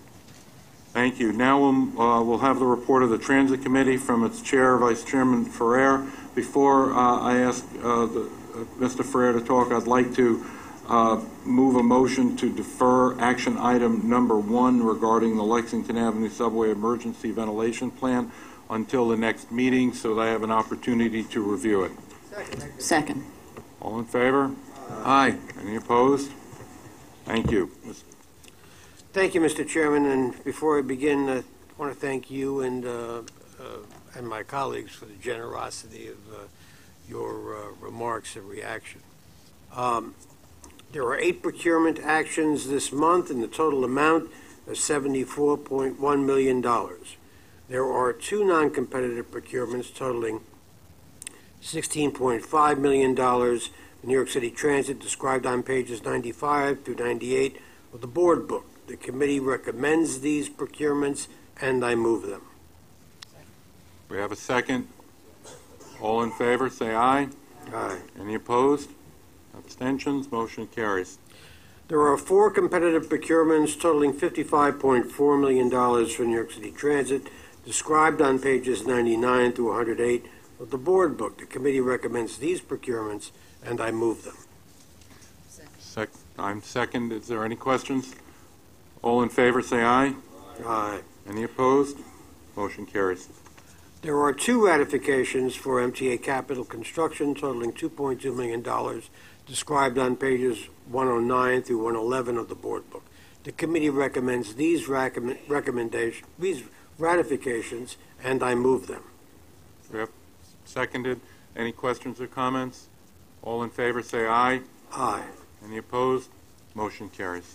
And that concludes the Transit and Bus Committee report, Mr. Chairman. Thank you very much. And now for the report from the Metro North Railroad Committee, Dr. Metzger. First, let me thank you for the kind words about our retiring president.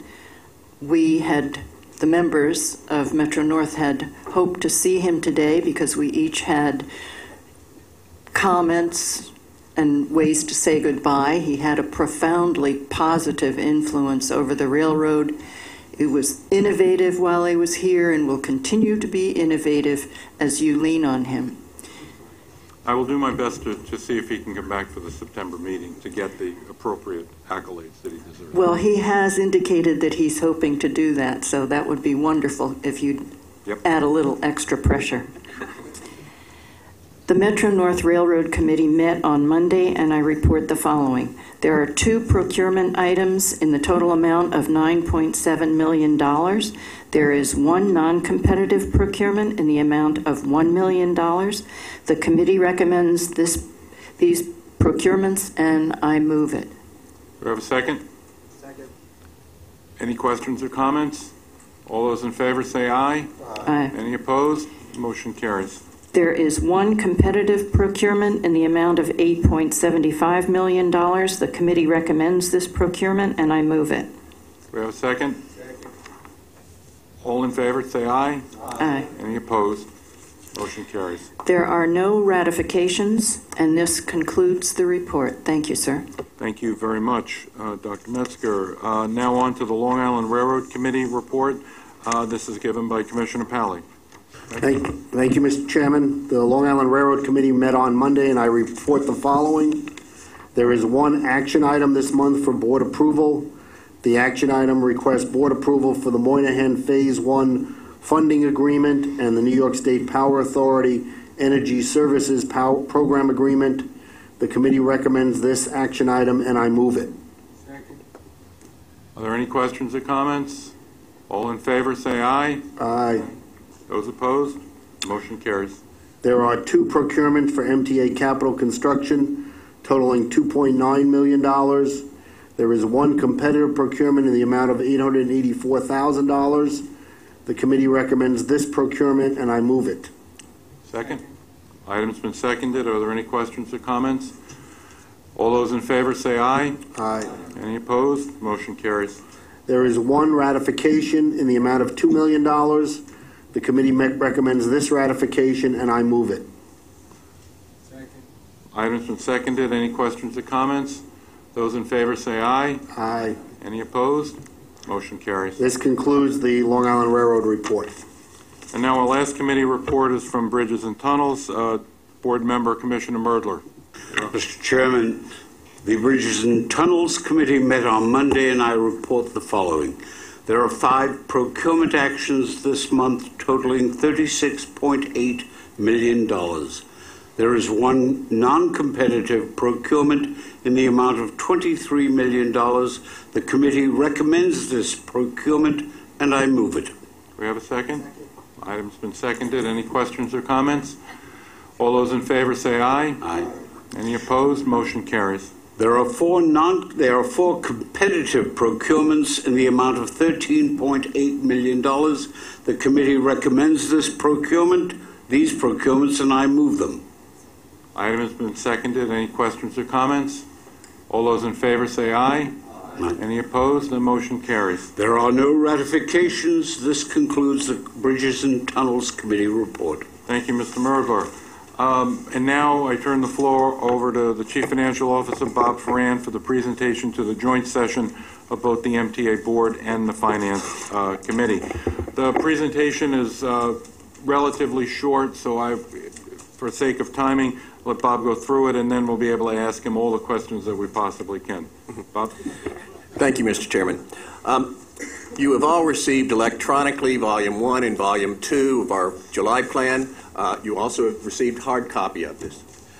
The July plan, as the Chairman said, revises a forecast of the current year's financial results. It also provides a preliminary proposed budget for 2018 and revised forecast for 19, 20, and 21. It also includes certain gap closing proposals that we have.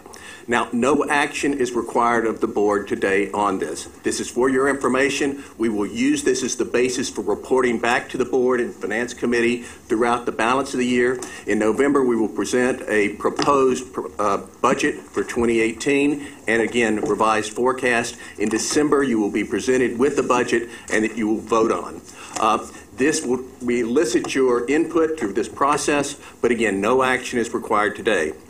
Now, as you know, we maintain our books and records according to generally accepted accounting principles. However, by statute, we're required to operate on a self-sustaining basis, which has been interpreted to say a cash basis, meaning we can take cash balances at the end of the year if our revenues are higher than our operating expenses and use it in the next year to offset expenses that may be higher than our revenues. So let's start with where we were in February. In February, we were projecting break-even cash balances through 2019 with a deficit of $372 million in 2020. So again, as you see, we were projecting in 2017 a $24 million cash balance, excess of revenues over expenses. That rolls over, it was projected into 2018 to have a $27 million balance, which rolled over into 2019 where our expenses were slightly higher than the cash available to give us basically a break-even or a $7 million balance, and then projecting a $372 million deficit in 2020. Now this is typical of the financial profile that we've seen in years past. We have short-term close balances and out-year deficits. And as you'll see later, through cost-cutting measures and other things that we do, we address those out-year deficits and bring them down. So what has changed since the February plan? Well, we've had changes in re-estimates, which worsen the financial results over the plan period. And again, I'm talking about between 2017 and 2020. We have lower real estate revenues projected. Primarily the real property transfer tax. We're projecting about $792 million less over this plan period, 2017 to 2020. We have lower fare box and toll revenues projected, $132 million during that period. But certain changes in re-estimates that are more favorable. Lower energy cost, $183, lower debt service, $158, higher payroll mobility taxes, $138, lower health insurance cost, $112, and lower health and welfare cost, about $99 million. Additionally, the state gave us an appropriation this year of $65 million in the budget for capital, which enables us to take that money that we had for pay-as-you-go in our operating budget and put it back into operations. In total, when you take these re-estimates and other changes, the financial plan is $385 million lower in financial results, or worse off. So what are the highlights of the 2018 to 21 July financial plan? Well, first of all, as we have projected in the past, we're continuing to look for biennial fare and toll increases in 19 and 21 now of roughly 4%. That's the equivalent of 2% a year. That's less than the inflation rate. As you know, we also continue to set savings targets for ourselves. We believe that we have to continue to try to reduce our operating expenses and reduce other costs so that we can keep the pressure off the fares so that we have money that are available for other investments in O&M and also for debt service. And so we have set targets at the February plan that were $716 million that we didn't know where the savings were going to come from. Okay, we call them unidentified savings targets. But since the February plan, we have identified and in many cases implemented savings cost reduction programs to achieve that amount. So almost a little more than 50% of those unidentified saving targets in the February plan have now been identified, and we're working to implement them. The July plan also adds an additional $484 million into maintenance and other areas to improve operations and enhance the customer experience during this period. And we've added another $90 million during the plan period for safety and for security. And we're funding $100 million additional monies for the amended 2015-2019 capital program. Now, because of that $385 million reduction in resources that I talked about on the prior chart, the two prior charts, but the additions that we're putting into the plan, we're having to take certain actions to accommodate all of that. And the first thing that we're doing is we are increasing our savings targets by $150 million next year, 2018, and then increasing them by another $50 million every year so that by the time we get to 2021, we're increasing our targets by $300 million. That takes the total annual recurring savings that we're trying to achieve since 2010 to $2.3 billion in 2021. For reference, we ended up 2016 achieving over almost $1.6 billion of annually recurring savings. We're assuming the restoration of the payroll mobility replacement funds of $65 million a year over the plan period.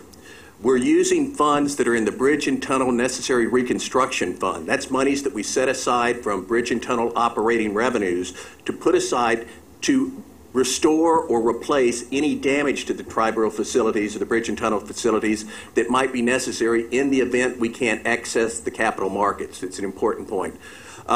We have about $450 million in that.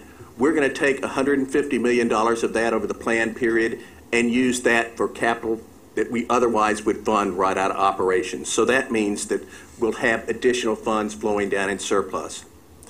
We have a general reserve equal to 1% of our budget every year. That's $155 million this year. That reserve is to offset a reduction in expenses, or excuse me, a reduction in revenues, unexpected expenses over budget, or to just handle any other uncertainty that is realized. We are taking about $135 million of that, and about half of that is going to be going to offset this results of operation. About $58 million of that is going to be applied to the Amtrak Penn Station emergency mitigation cost. We will continue to seek reimbursement, but we didn't want to hit the operating budget for those mitigation costs. So we're using the reserve fund, which again is what the reserve fund is for. That will leave us about $20 million left in our reserve. And we have certain reserves that we had set aside for retiree health care deposits into a reserve fund that we are not required to do, but we've set the money aside, and we're just going to discontinue those for the next few years, and that'll save us about $59 million. So let's look at the February plan and then compare that to where we are with the July plan. So you can see the hashed bars are the February plan. Those were the results that we last saw. That's the basis for our budget this year. The solid bars are the proposed July plan. So you can see, basically, we went from a $24 million down to break even in 17, about the same in 2018, an improvement in 2019, a significant reduction in the deficit in 2020, but an out-year deficit of $493. So the bottom line is we're continuing on a kind of a break even in the near term. We've reduced the 2020 deficit, but we're still going to have to address this 2021 deficit. And I just say again, it's the same profile that we've seen whenever we presented the financial plan. Now, the chairman yesterday presented a plan to stabilize and improve the subway system. And it was an ambitious plan, but it's a plan that was well thought out. And he mentioned yesterday that we're not just starting from a standstill on those types of things. No, a number of the things that were in his plan, we've already built in to the financial plan. And we have $484 million in this plan for maintenance and operation and customer experience over the period. And the first point in New York City, $281 million additional investment. And there's $90 million that's going in to address track and signal delays, improved emergency crew response, reduce station repair and subway crowding, utilize fleet failure performance statistics, and replace or repair failing subway car components. A number of the things you heard in yesterday's presentation. But those are in addition to what's being spent here. So it's a significant improvement. Track defect reduction, service support, platform budget adjustments, fleet components being repaired and maintained, and also the clean and maintain track infrastructure. We're doubling the Operation Track Sweep in this financial plan, and we will be purchasing 10 more mobile track vacuums. Long Island Railroad, $89 million of improvements over the plan period for infrastructure and critical fleet component repair and replacement. Metro North, $161 million, again for the same type of categories. MTA Bus, $24 million over the plan period. Bridges and Tunnels, $23 million over the plan period. And this is also for something that I know people are concerned about. It's to implement a fixed and mobile license plate recognition system to help enforce the toll violation collection and open road toll marketing. There's $90 million in safety and security investments at headquarters, MTA headquarters. It supports high priority safety and security needs, including the employee sleep apnea testing, MTA PD radio project, and the establishment of steady replacement cycle for the police vehicles.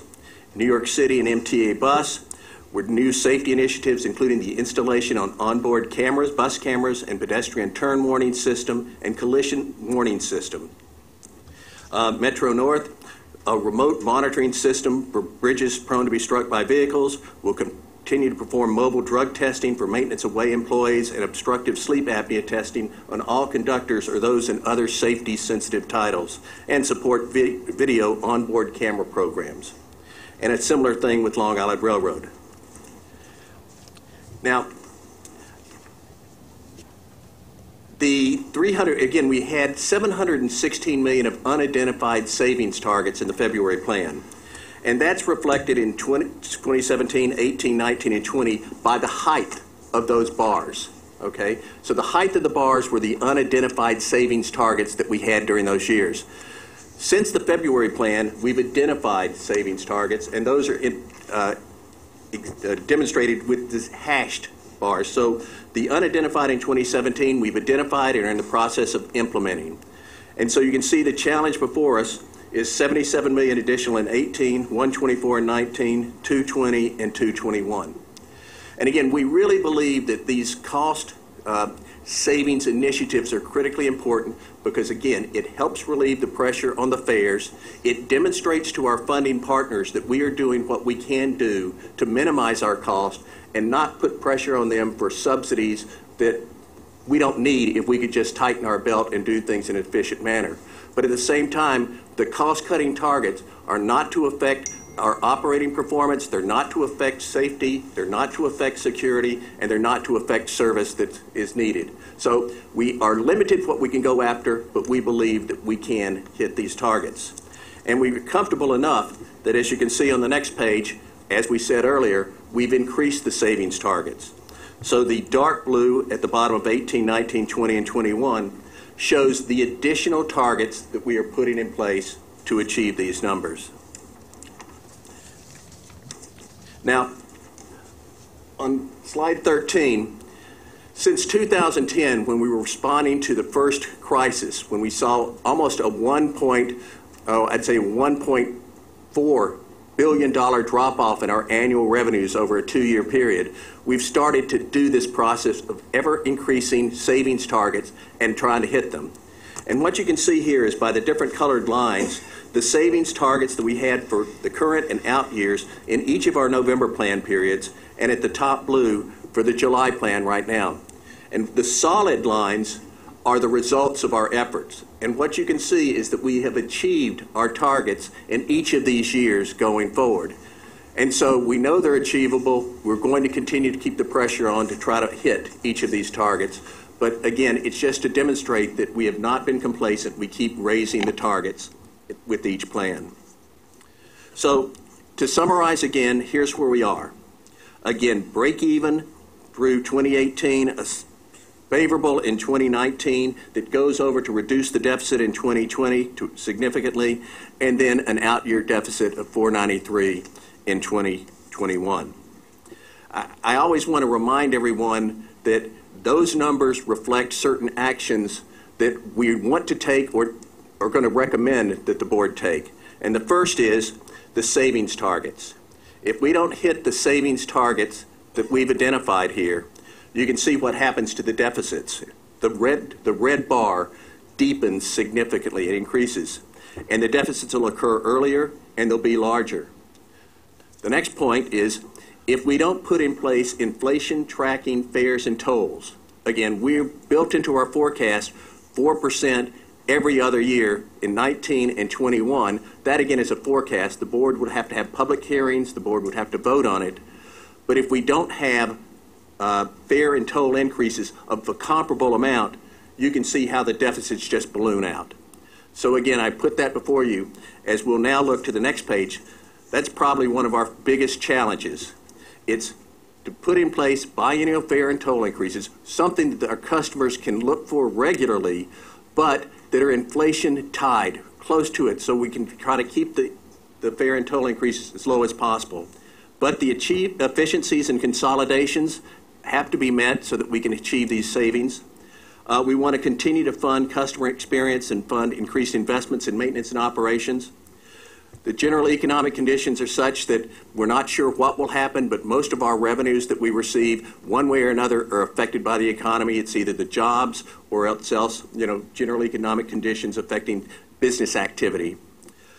Interest rates we expect to go up, and we do have a large capital program relying upon debt, among other contributions. But as interest rates go up, that will put pressure. I would say that we do build higher interest rates into our forecast. We're trying to be conservative, so we're not going to be surprised, but you just never know if interest rates go through the roof.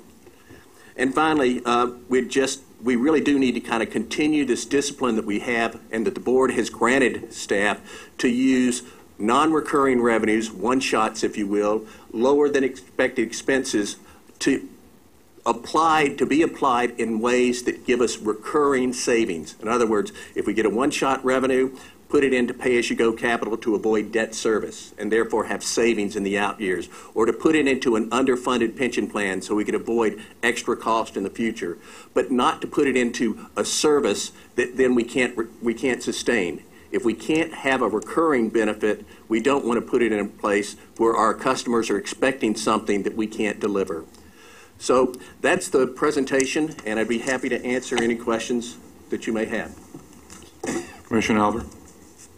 Bob, I appreciate the presentation. As usual, it's thorough, it's well thought out, and it's a good job. The savings that you have identified, can you give an example of where they might be, what Sure. kind of items we're talking about? Sure. I'll give. In these numbers right here, the first is health and medical rebid. We rebid our big medical plan. That was a significant savings. With NISHIP, we went through to determine who is receiving benefits and do we have two employees who are married and both are on the family plan. If they're both on the family plan, we're overpaying for something there. On paratransit, we're shifting more. The emphasis more is to taxis or e-hails or voucher cabs. Again, we want to make sure, as we've heard, that we have responsive service providers, and we will continue to do that. But we think there'll be about a 5% shift from 26% of the users to about 31, and there's savings there as opposed to just dedicated vehicles. Let's see, we're eliminating certain kind of overhead headquarters expenses on enterprise asset management that we don't need because the responsibilities are being shifted out to the agencies and saving money there. And there was a study that was required on hours of service for bus operators, how long they can be on shift, how much time they can spend between shifts, and we had made estimates there on what we thought would be necessary, but as we've gone through and done the studies and looked at it, we realized we can save hours there. So those are just some of the things. Duplicative expenses that headquarters and the various agencies are providing, things like that, efficiencies. Right? Are we also, I mean, I know that the MTA can't do it, but are we going to look to alternative funding sources? You know, we were discussing things that can fund the MTA on an ongoing basis. Obviously, we still want our funding partners, but if there's something that we can come up with that we all agree ought to be done, you know, some of us could push for it, a la the Move New York plan, or, you know, a 2-cent gas tax or something. Yeah, I would say, from a staff standpoint, we're always agnostic as to where the money comes from. We hope it is going to be fair and equitably driven. We hope that it will be done in a way that meets good public policy. But we're agnostic where the revenues come from. I think our goal is if we can keep showing that we're cutting cost, then we can be credible in asking for more if we need it. The reason I brought that up was, while I understand the obvious need for the fare and toll increases, as I say year after year, if you take these to their logical conclusion, at some point the fare will be $10 and tolls will be $50. And I'm not sure that that's sustainable, hence the need for an ongoing, predictable source, additional source of income somewhere. Thank you. Commissioner Myrtle. May I ask this following question? How much revenue do we derive from alcohol advertising? We get about $2.6 million a year. $2.6 million? At some appropriate point, Mr. Chairman, I'd like to discuss this issue at greater length.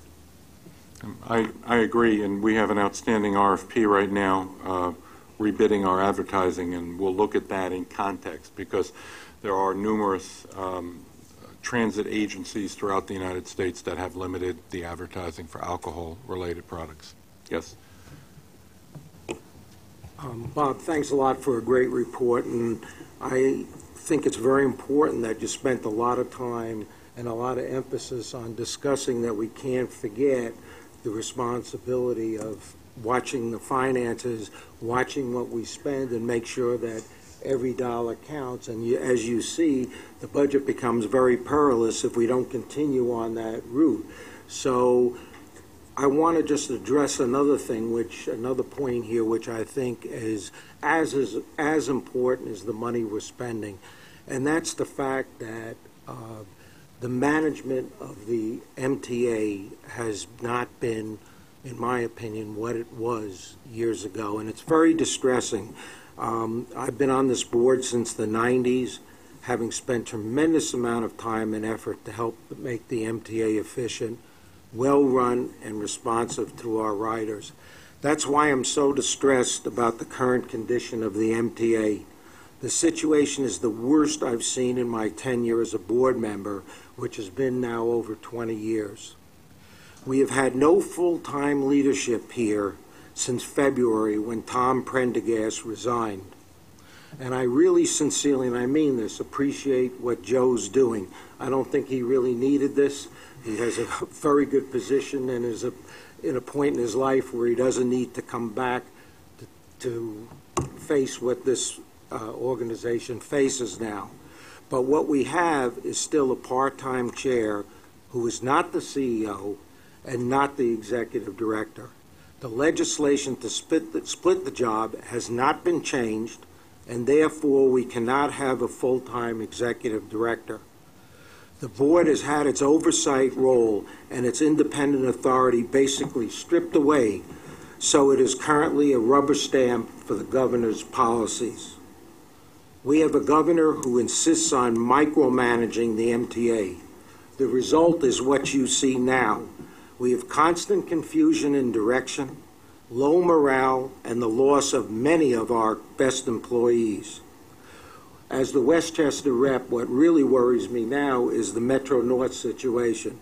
Metro North now has no professional full-time leader, and I'm afraid the improvements we have seen will be dissipated very quickly. It will not be easy with the situation of the MTA to find a professional willing to take the job. Now we are going to spend over $500 million on the TA. This is only part of the problem. The largest problem is the management of the system. The blame is being placed on our efficiency program instead of our management problems. We need a full-time CEO now, and the governor needs to let this professional and our board run the MTA. We need to be very careful how we spend our money. Good management is essential here. Thank you. Thank you, Commissioner. Yes. Thank you, Chairman. I just have a couple of questions. One has to do with payment of our underfunded pension liabilities. We're continuing that in the next year, although we cut back on the health contribution. The health contribution is additional monies that we're not required to put in. Right. Our pensions are being funded according to the actuarial requirement, Right. and as you know, we put in a significant amount of additional for the Long Island Railroad closed plan that was way underfunded, and so that saved us money, but we're following the actuarially required contribution to pay off any unfunded liability. That Okay. continues. And I was asking about the additional Long Island Railroad. We're still making that contribution? Yes, we are. Okay. The actions announced yesterday, they're in addition to everything in this budget, correct? That's This correct. budget doesn't include any of that. I just have, regarding the Long Island Railroad, there was some additional initiatives. One of them references positive train control, although in another book it says other actions regarding maintenance of the rolling stock, and I just wonder if the additional money is just for positive train control maintenance, or is there some money to boost our MDBF included in there to increase our maintenance effort?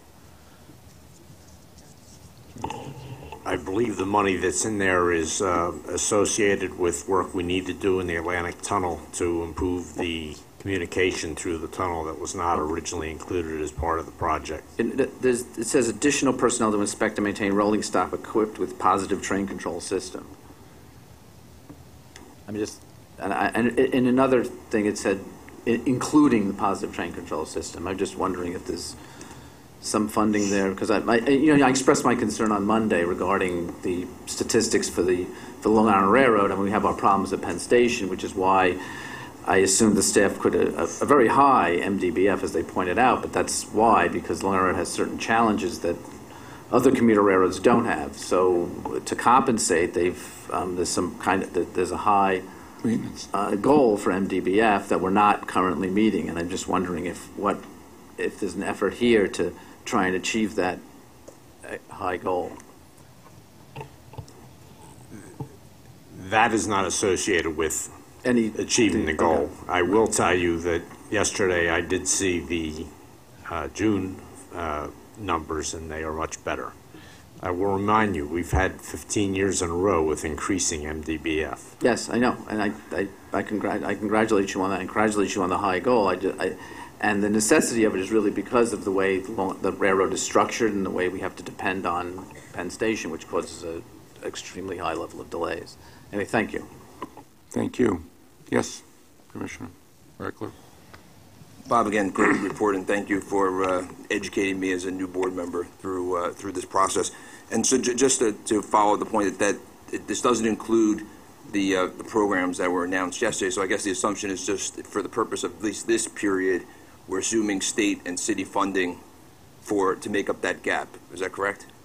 That is correct. Okay, so again, I guess I would just, in following some of the comments that Andrew made, I would encourage the chairman to think about the sustainable funding sources longer term. Obviously, we're at a point of crisis right now, and so, I mean, this year we need to do what we had to do as quickly as possible to stop the bleeding, getting the system functioning, but I'd encourage you to work with the state, work with the city, work with business communities to see if we can come up with a way to sustain this more intensive level of maintenance and operation and services that we need. I will say, from the business community perspective, like our riders, I think there's a realization, as you noted yesterday, that for the vitality of this region, we need to invest in this system, and we need to have a system that's functioning and that's affordable for our ridership. And so just increasing fares isn't going to solve our problem. So we need to think more holistically, and again, with all our stakeholders to do so.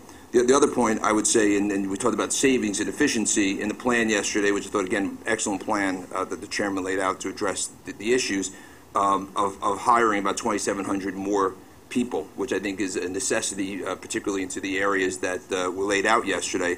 But I would encourage you at the same time to think about where we could use new technologies and new ways to innovate to actually reallocate some of our existing team members to areas that could be more effective to address some of the issues that you laid out yesterday, because I think it's critical that we're focused on that. You know, I think one of the things that we constantly talk about is reinvesting in our system. I think we also need to talk about reinventing how we invest so we get the most out of it along the way, and to have a plan that is sustainable, Bob, in terms of the efficiencies that you laid out. And then just one caveat, just a little bit off, but it ties to this reinvesting. You know, in the committee meetings, I think it was the Long Island Railroad Committee, East Side Access came up. And one of the things that concerned me from that meeting was a discussion about things falling potentially behind because of not having the resources from Amtrak, which rightfully, I guess, is focusing those resources on some of the challenges that we're having at Penn Station right now. You know, I think it would be terrible for this agency to be in a situation where that 2022 date gets pushed back further, right at the same time we're actually asking to have more capital that we can invest. I think we need to demonstrate, as we did, I think, over this Penn Station outage, and as we did last year on getting the 2nd Avenue subway open, that we are going to have a sense of urgency, and that's not going to be business as usual. And generally, encourage you to do whatever you have to do to get the resources to stay on schedule, and whether that's working with Amtrak to do things that are different, in terms of if there's staffing issues. I know from some discussions I've had, there's places like Denver and Virginia where they actually have excess staff. Maybe we can relocate people from other parts of the country to make sure that we stay on schedule here. But have that sense of urgency, think outside the box, because I don't think we can afford to fail. And then my last point, going back to the plan, Chairman, I encourage you on this $8 billion component of capital. I know that you noted it would come in the 2020 plan. I'd encourage you to see about finding ways to accelerate that. And as you think about sustainable funding sources, think about sustainable funding sources that can actually address that element of the plan versus adding more debt to the agency. Great. Thank you. Thank you. And we are planning a meeting with our colleagues at Amtrak regarding the use of their resources separate from Penn Station, but over in Queens in the Yard, which has had a big impact on East Side Access, and an overall coordinating meeting with the CEO there and the incoming CEO. Commissioner Pally. Thank you, Mr. Chairman. Bob, could you, obviously the 2020 and 2021 numbers are significantly different than the numbers beforehand. That's an understatement. Could you give us some idea of the assumptions you are making as to why those numbers balloon in those years? Well, we have a number of programs that are coming on board. Again, if you think about the new projects that we're putting in place, right, staffing has to increase. So you're now seeing staffing for East Side Access going up, as well as 2nd Avenue subway. So it's what you would expect. We're providing additional service, and if you're providing additional service, you're going to have staffing that increases and other maintenance costs. So as we do expansions, we'll expect to see this happen. Other than that, we're not seeing anything blowing the budget.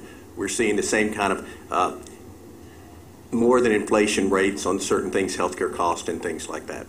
Because, I mean, obviously, are we assuming a continued decline in real estate tax revenues? Yeah, or PMT tax revenues? This basically takes us down $200 million. So our base has dropped $200 million, and then it's growing from that point. But I'm not saying that we're seeing declining. It's a drop in the base level, and then from there we're seeing a drop in the base level now. Yeah, absolutely. In 17, and so I assume then any assumptions going forward are on a lower base rather than the higher base, and that affects the outgoing years. That's it exactly. Okay. I want to echo the comments of Commissioners Albert and Reckler. I've been here 12 years, and we tend to get into the same discussion every year to every year to every year. And I don't think we can do that anymore. I don't think we can do it here at MTA, and I don't think our customers can accept it anymore. And that's notwithstanding the plans of fixing the system, that what it's going to cost. I assume it's going to cost whatever it's going to cost, and we have to do that. But I think it is time now for us, our partners at the state, to review or reevaluate the every other year fare and toll discussion. I don't think that is sustainable. We talk about sustainable. I don't think that's sustainable anymore. And we have to come up with some mechanism or mechanisms to alleviate that concern. I know, we have managed over the years to reduce that number from the initial 8%, 7% down to 2% a year. We all understand that aspect of it.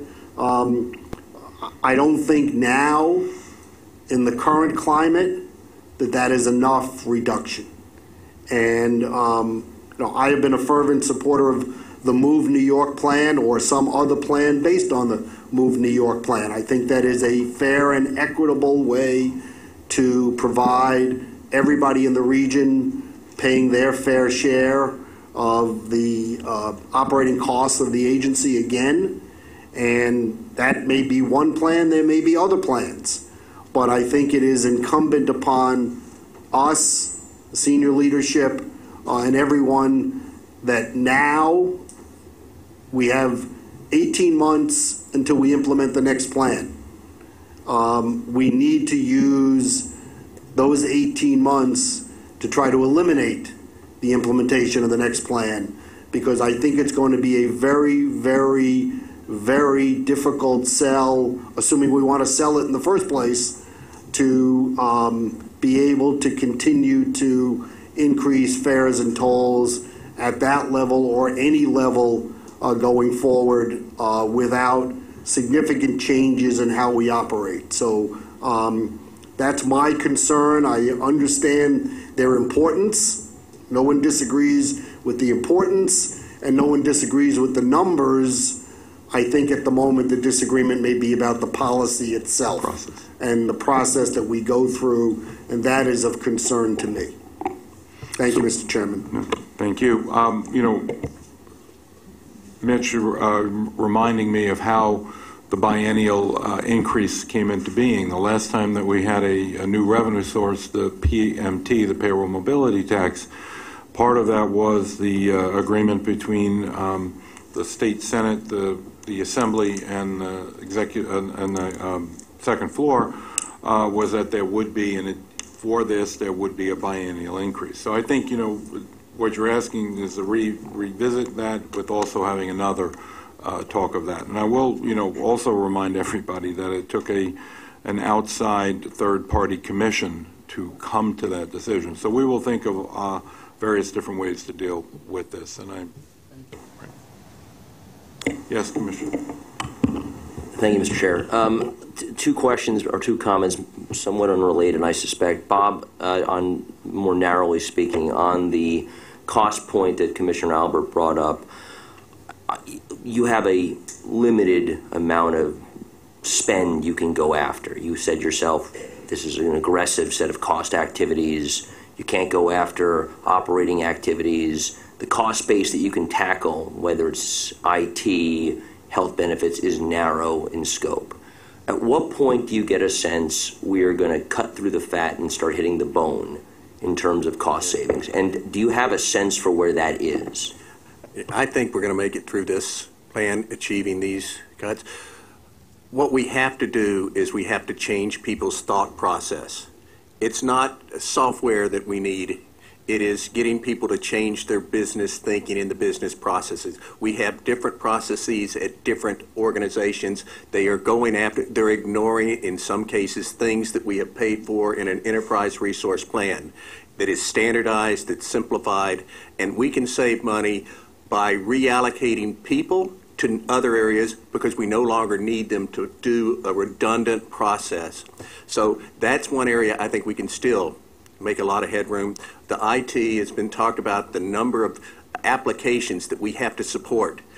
If there are certain things that are legacies that we have to do now, and we're going to have to do them for the next 2 years, 3 years until we can move it over. But there are other things that we could move over faster, and that's the challenge before the IT group, and I know that they're looking at it, but to go from 600, 800 applications down to a much more reasonable, we can save a lot of money there. And so that's a challenge. Another area is the workers' comp area, which is a challenge for everybody.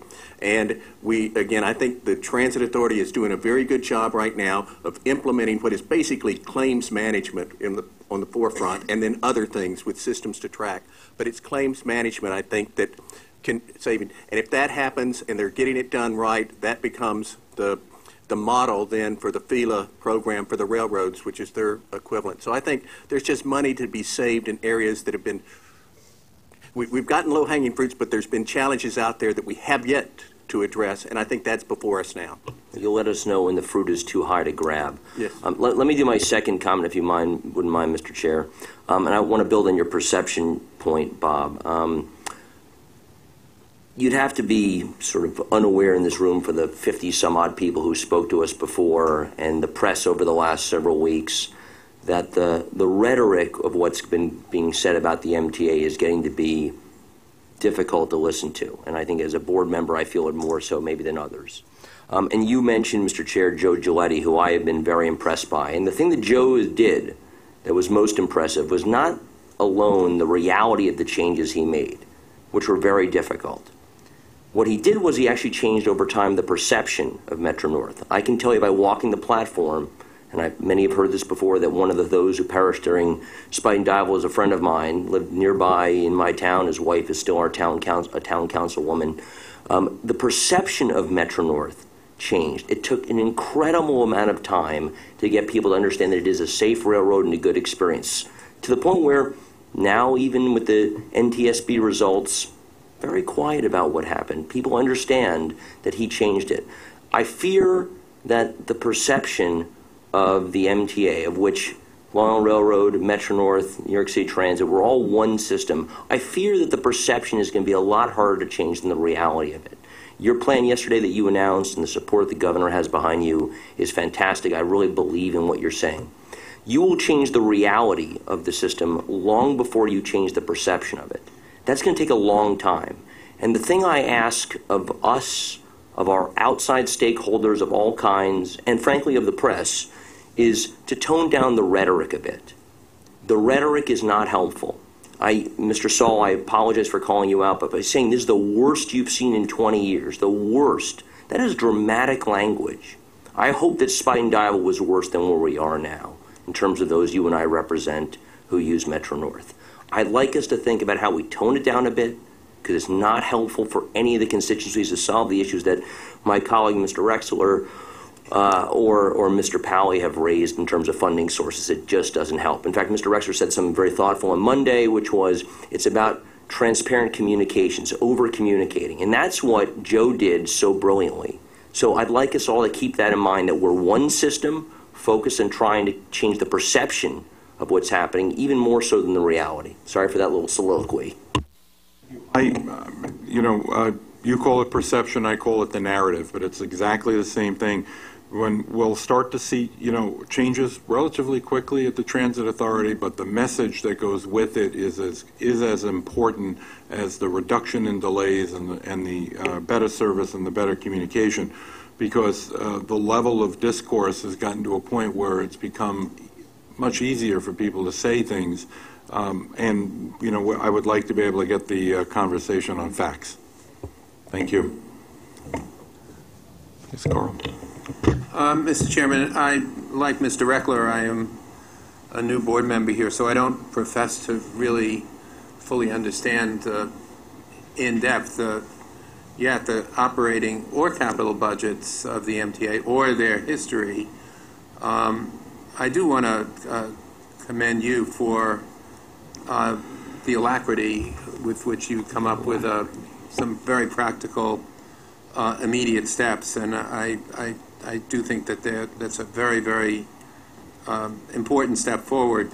With respect to the financing of those, I really want to support the first point that Mr. Reckler made, which is really this is the time for, I think, for the MTA and the city and the state to get on a more even and institutional funding basis, so that we're not simply doing patchwork funding, which in this case, I appreciate the costs that you put out, but at the moment we don't know what percentage or what amount of those costs are recurring, what are one-shots, what are in-kind contributions that the City of New York are expected to bear.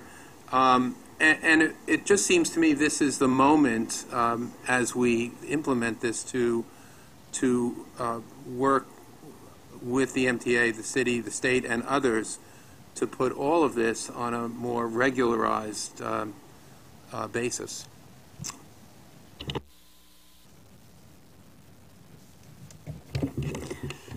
I'm very pleased to hear those comments, and without trying to increase the rhetoric here, I would like to kind of summarize what I think you're hearing from all of us, which is that the normal way that we have funded ourselves, which has included biannual fare increases and has also included a great deal of debt and has been predicated on many savings, each of these things is coming to a kind of halt, and it's coming very quickly. There isn't much low-hanging fruit. We're struggling to continue to save.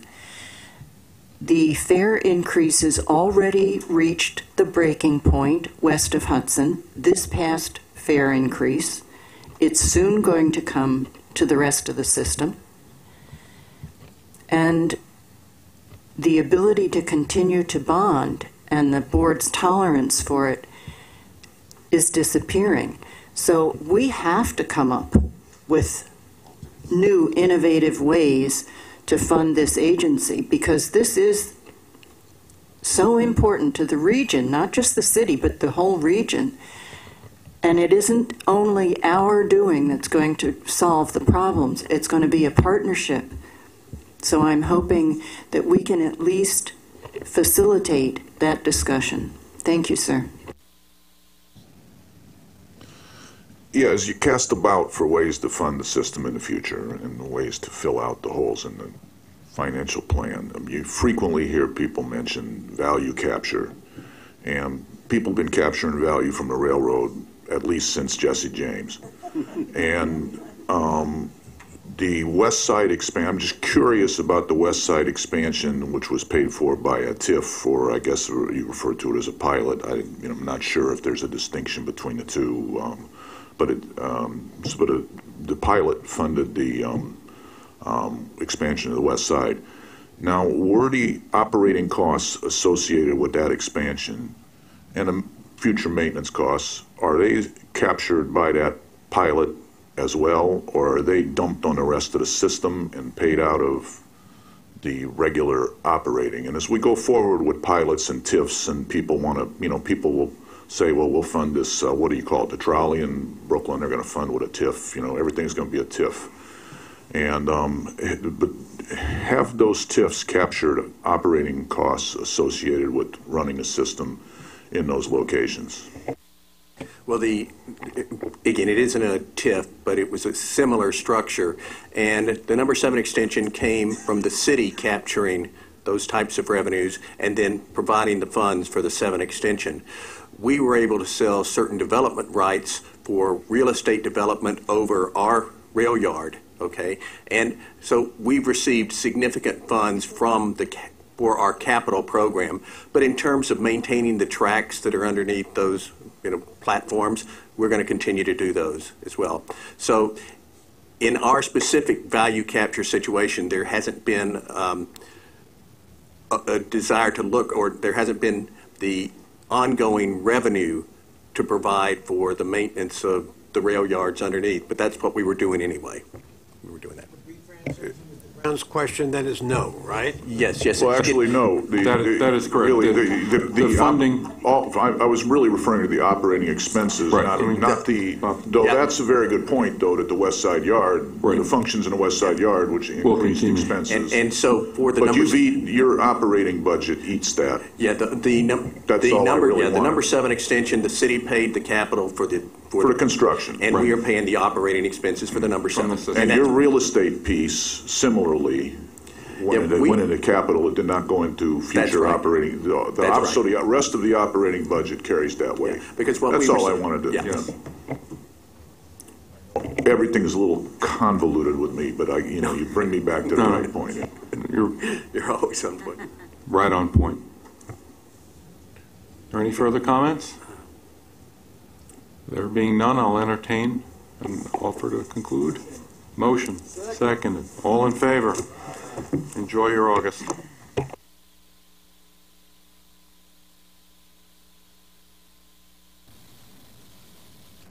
Good afternoon.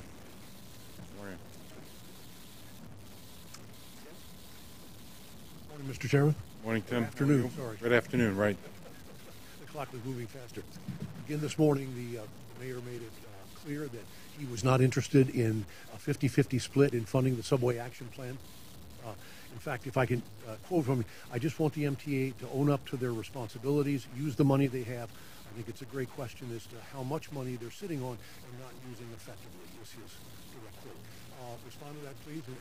Sure. I will continue to work with the city. I still think there's a need for partnership between the city and state to come to the aid of the riders, the people of the city of New York, the constituents that they have, and I'm optimistic that something can happen from that. Regarding the use of money, the examples that the mayor keeps using are capital. We're not talking about capital dollars. I cannot, nor can he, use capital money for operating purposes. And so, where the mixing up of the two is very, very, it's easy to say, but we all know it's not possible to do. In the case of the city, it's a violation of statute. Here, it would be a violation of generally accepted accounting principles, not to belabor it. But, you just cannot use capital dollars to fund operating purposes. Well, Chairman, why not just ask them then to fund student MetroCards? Give us more money for a specific line item thing. Right. And one thing I will tell you, I will not negotiate in public. So whatever discussions that I have with the mayor or any representative of the mayor, I will need to do quietly and privately until we have something. So is that something that's on the table? I've made the point 5 years ago with the mayor at that time as well, today, yes, the proper funding for the student cards, the agreement that was made, the 1/3, 1/3, 1/3, it would be nice if that was fulfilled. Hi, Chairman. There was a lot of talk about dedicated funding sources, and I'm just wondering what your thoughts are on the Move New York plan or other similar dedicated taxes that might come to the MTA's way. I heard loud and clear the board is very interested in engaging and having a dedicated revenue stream, and I will begin that process of thinking about how to go about doing that. Historically, it's been done in the past normally through outside commissions, away from the MTA, away from not necessarily elected officials. I believe at the time it was the lieutenant governor who chaired a commission that ended up with a payroll mobility tax and the decision to have biennial fare and toll increases. As I said to the members today, I will give thought to that and give thought to everything that can possibly happen to find dedicated monies. It's overly complicated, as everything is in New York, but I'm prepared to start working on it. Chairman, there was talk about toning down the rhetoric. When the mayor and the governor are verbally sparring all the time, what is the impact? What does that do to perception? And does it matter, or is it just noise?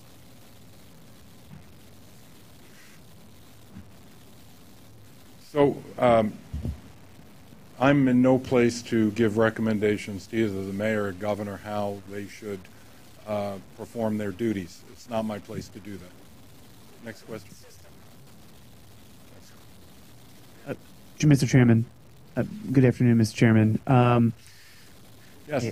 So a lot of folks were asking me about the phase 2 of the subways plan that you talked about yesterday and the $8 billion. Can you give a more specific sense about how you came up with that number and what exactly you think, obviously we have the Genius Challenge, but what exactly you think that would pay for? So as you know, I gave, I don't know, was it an hour presentation yesterday, and I gave 2 minutes to a long-term plan later.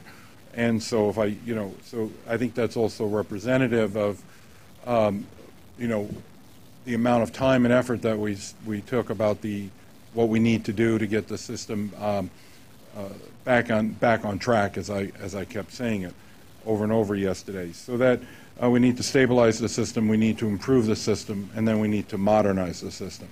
The discussion, substantial amount of the discussion yesterday was how to stabilize the system and how to improve it. The modernization, which I gave I don't mean to be flippant when I say this, a back-of-the-envelope calculation of what I think it would take to begin the process of having new signals and new cars available throughout just the subway system. I wasn't at all talking about any of the railroads at that time.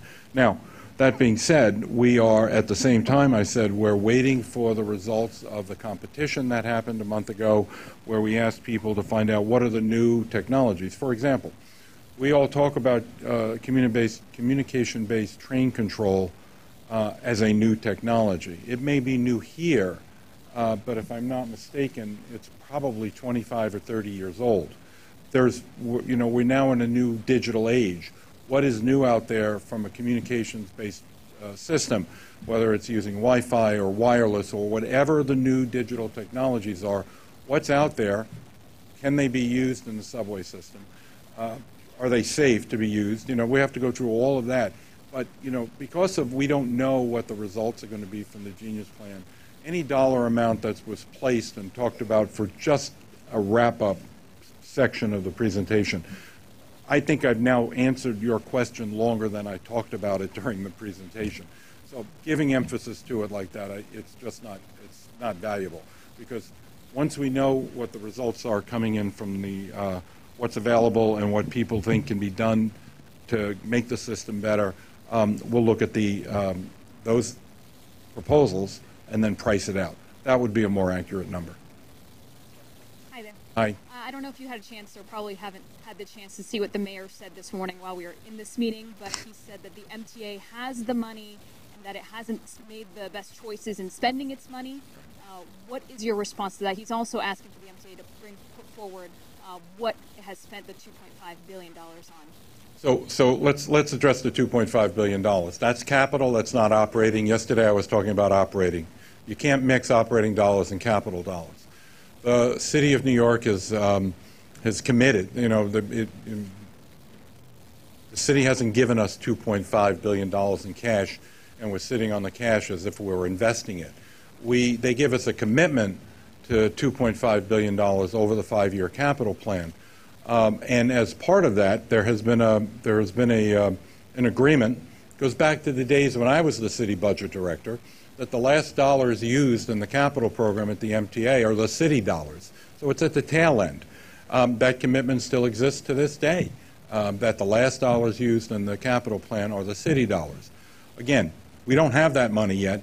It's a commitment to spend that money. A significant portion of that money is on rail stock, new rail cars, the greatest portion of which we don't pay for today, we pay for later, closer to delivery and delivery. That being said, there are some interim payments, but the bulk of it is on the back end. The idea that the money needed to do the maintenance of the subway system, again, that we can use capital dollars for that, is just, it violates way too many rules and regulations to do. And so it's a mixing of apples and oranges to make that comparison. I've heard him say, I've heard the mayor say, I've heard the first deputy mayor say that we're not spending our money appropriately. I've yet to hear of a specific example of that. Yes, Alfonso. Oh, sorry. Hi, Jose Martinez from Jose, how are you? New York One. Given everything that the riding public has experienced over the last month, as well as yourself, and everything that you heard here today, any second thoughts yet about taking the job? Look, I volunteered for this, and I did because I love the system. And the fact that the system's in the state that it's in only gives me more motivation to make it better. And so, no, I don't have any second thoughts. Thank you. Hi, Chairman. Hello, Alfonso. It was the first we saw an estimate today for the cost of the contingency plan for the railroad disruptions this summer, $58 million. Can you talk a bit about that figure? $18 million for buses that, you know, you've acknowledged not a whole lot of people are using. Is that money well spent? And can you give us an update on the MTA's efforts to recover that money from Amtrak? Sure. Underneath your question, I think, is, and you have to think about it this way, if we did nothing, if we just accepted the fact that we had to reduce about 20% of the ridership coming into Penn Station because of the work that Amtrak is doing, think of the catastrophe that would be to the economy of the entire New York area, Long Island in particular, New York City. And so, you know, the idea that we wanted to provide, you know, we went from what was an abundance of caution to an abundance of choice. We wanted to have the choice because we needed the folks who commute to have options. And some of the options were, you know, going earlier in the day or going later in the day. One of the options was taking buses. Another option was, you know, getting off in different stops, whether in downtown Brooklyn before they come into the central business districts in Manhattan, or coming over to Hunters Point and then taking the ferries over, the new ferry that's coming in from Glen Clove. There's a whole bunch of approaches. So part of this was also dealing with, you know, having the changing of habits and to find ways in which, you know, folks can come in. So, yeah, we provided lots of choice. That was our goal. And we're rolling back some of them. You know, we adjusted the bus schedule a little bit. We'll continue to evaluate what's the right thing to do. We're looking at some of the other alternatives we brought in because we're now in week 3. And so people are getting into a rhythm of things. Knock on wood, the system that we've put in place has worked well, very well actually. And we're on top of it as much as we possibly can be to prevent any types of delays for the folks on Long Island, including the fact that many times we've expanded the number of cars that are on every train set so that we can actually get more people in. So in answer to your question, was it a lot of money? Yes. Is it well worth it? Yes. Because not doing it, the catastrophe that it would have caused would have been unbearable for the entire region overall. I'll report back some other time where we stand on trying to recover the money. I have spent a significant portion of my time in the last three and a half weeks on the report that you saw yesterday. The Lord only gave so many hours in a day, and I've been using them on that report, so that's the best I can do. Yes, sir. Yeah, a lot of the discussion has been about immediate troubleshooting in the subways. But looking down the road a little bit, how equipped is the MTA to deal with things like rising costs of debt service, rising pensions, health care, OPEB, and so forth? Right. I think, you know, Bob Ferran, the CFO, put forward projections. When I was a city budget director, I was as equally as conservative, if you will, in my assumptions, and Bob is following through on that great tradition. You know, one of the things that I did, I don't have the exact numbers with me, but 5 years ago, when I was last here in July of that 2012, I put forward a participated with Bob Ferran, what the plan looked like then out in the out years. And actually, the last year was, in fact, the current year that we're in, 2017. And I believe it was projecting a deficit of about $456 million. We are ending this year with a surplus. So I think it's indicative of what happens. And I think it's great budgeting. We don't budget on a one-year basis. We're required by law to actually budget for 4 years and project what we think could possibly happen in 4 years. And that provides the discipline that we need to make sure that the system stays efficient from a fiscal point of view, because we're looking far. We're not just looking out what are we going to do next month or next year, but what are we going to do 4.5, in this case 4.5 years from now. And so yes, we're well aware of the fiscal situation and the job here, and Bob does it extremely well and his entire staff on how to manage that process. Thank you. Hello. Ann? Oh no, Emma. Hi.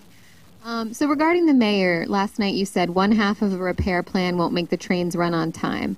It sounds like you want to move quickly here. When do you need the money in hand, or can you start progressing on some of this now? We have already started to progress on it, and on a lot of different fronts moving forward. And again, I'll go back to what I said earlier. I think anything that I do vis-a-vis negotiating with the city, I'd rather do it directly with the city before doing it with you, before I have the conversation. So I respect your question. I fully understand the question, but anything I tell you now would be speculative, and I'd rather not do that. I'd rather talk about facts. I've been here all morning. I've not had a chance to engage with them on that. In explaining your plan yesterday, you mentioned one of the pilots of removing seats, and you cited Boston. I wanted to read you a quote. I spoke to a transit advocate in Boston, a fellow named Andy Monette from Transit Matters, and he said, quote, "Removing seats just doesn't buy you that much more capacity. What matters a lot more is speed and reliability of the train." If you want to respond to that, please do. But I wanted to use that and ask, you mentioned, removing seats. There were the step-aside boxes. You talked about campaigns to get people to stop holding the door. What should riders make of this, what they sometimes seen as this blame riders mentality, and how do you rank those initiatives in terms of your goal of getting the subway back? First, let me be clear and upfront. There is absolutely no blame the rider mentality on my part, either in my presentation yesterday or in my standing here in front of you today. This is an issue. The advocate in Boston, I don't disagree.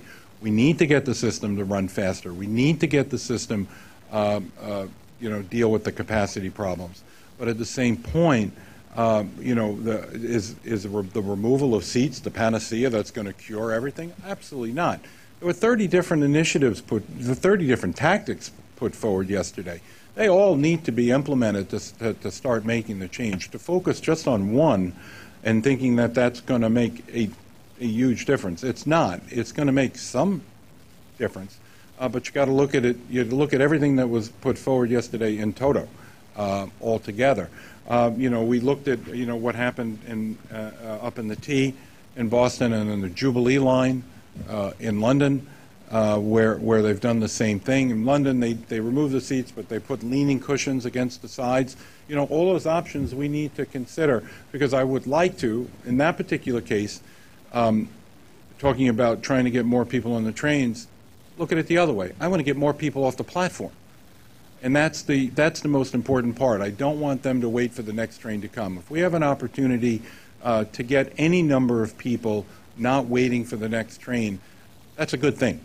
What I really need to do is to, as I mentioned in many of the different parts, need to get the system clean, need to start maintaining the signals, need to get the headways more frequently, allowing more trains to go down. That, I think, is part of what the advocate in Boston was talking about, is getting better speed. That's exactly right. That's at the core of this. Our customers, they want to get to a situation where they can get from point A to point B in the fastest way possible. It's my job to do everything I can to make sure they get that.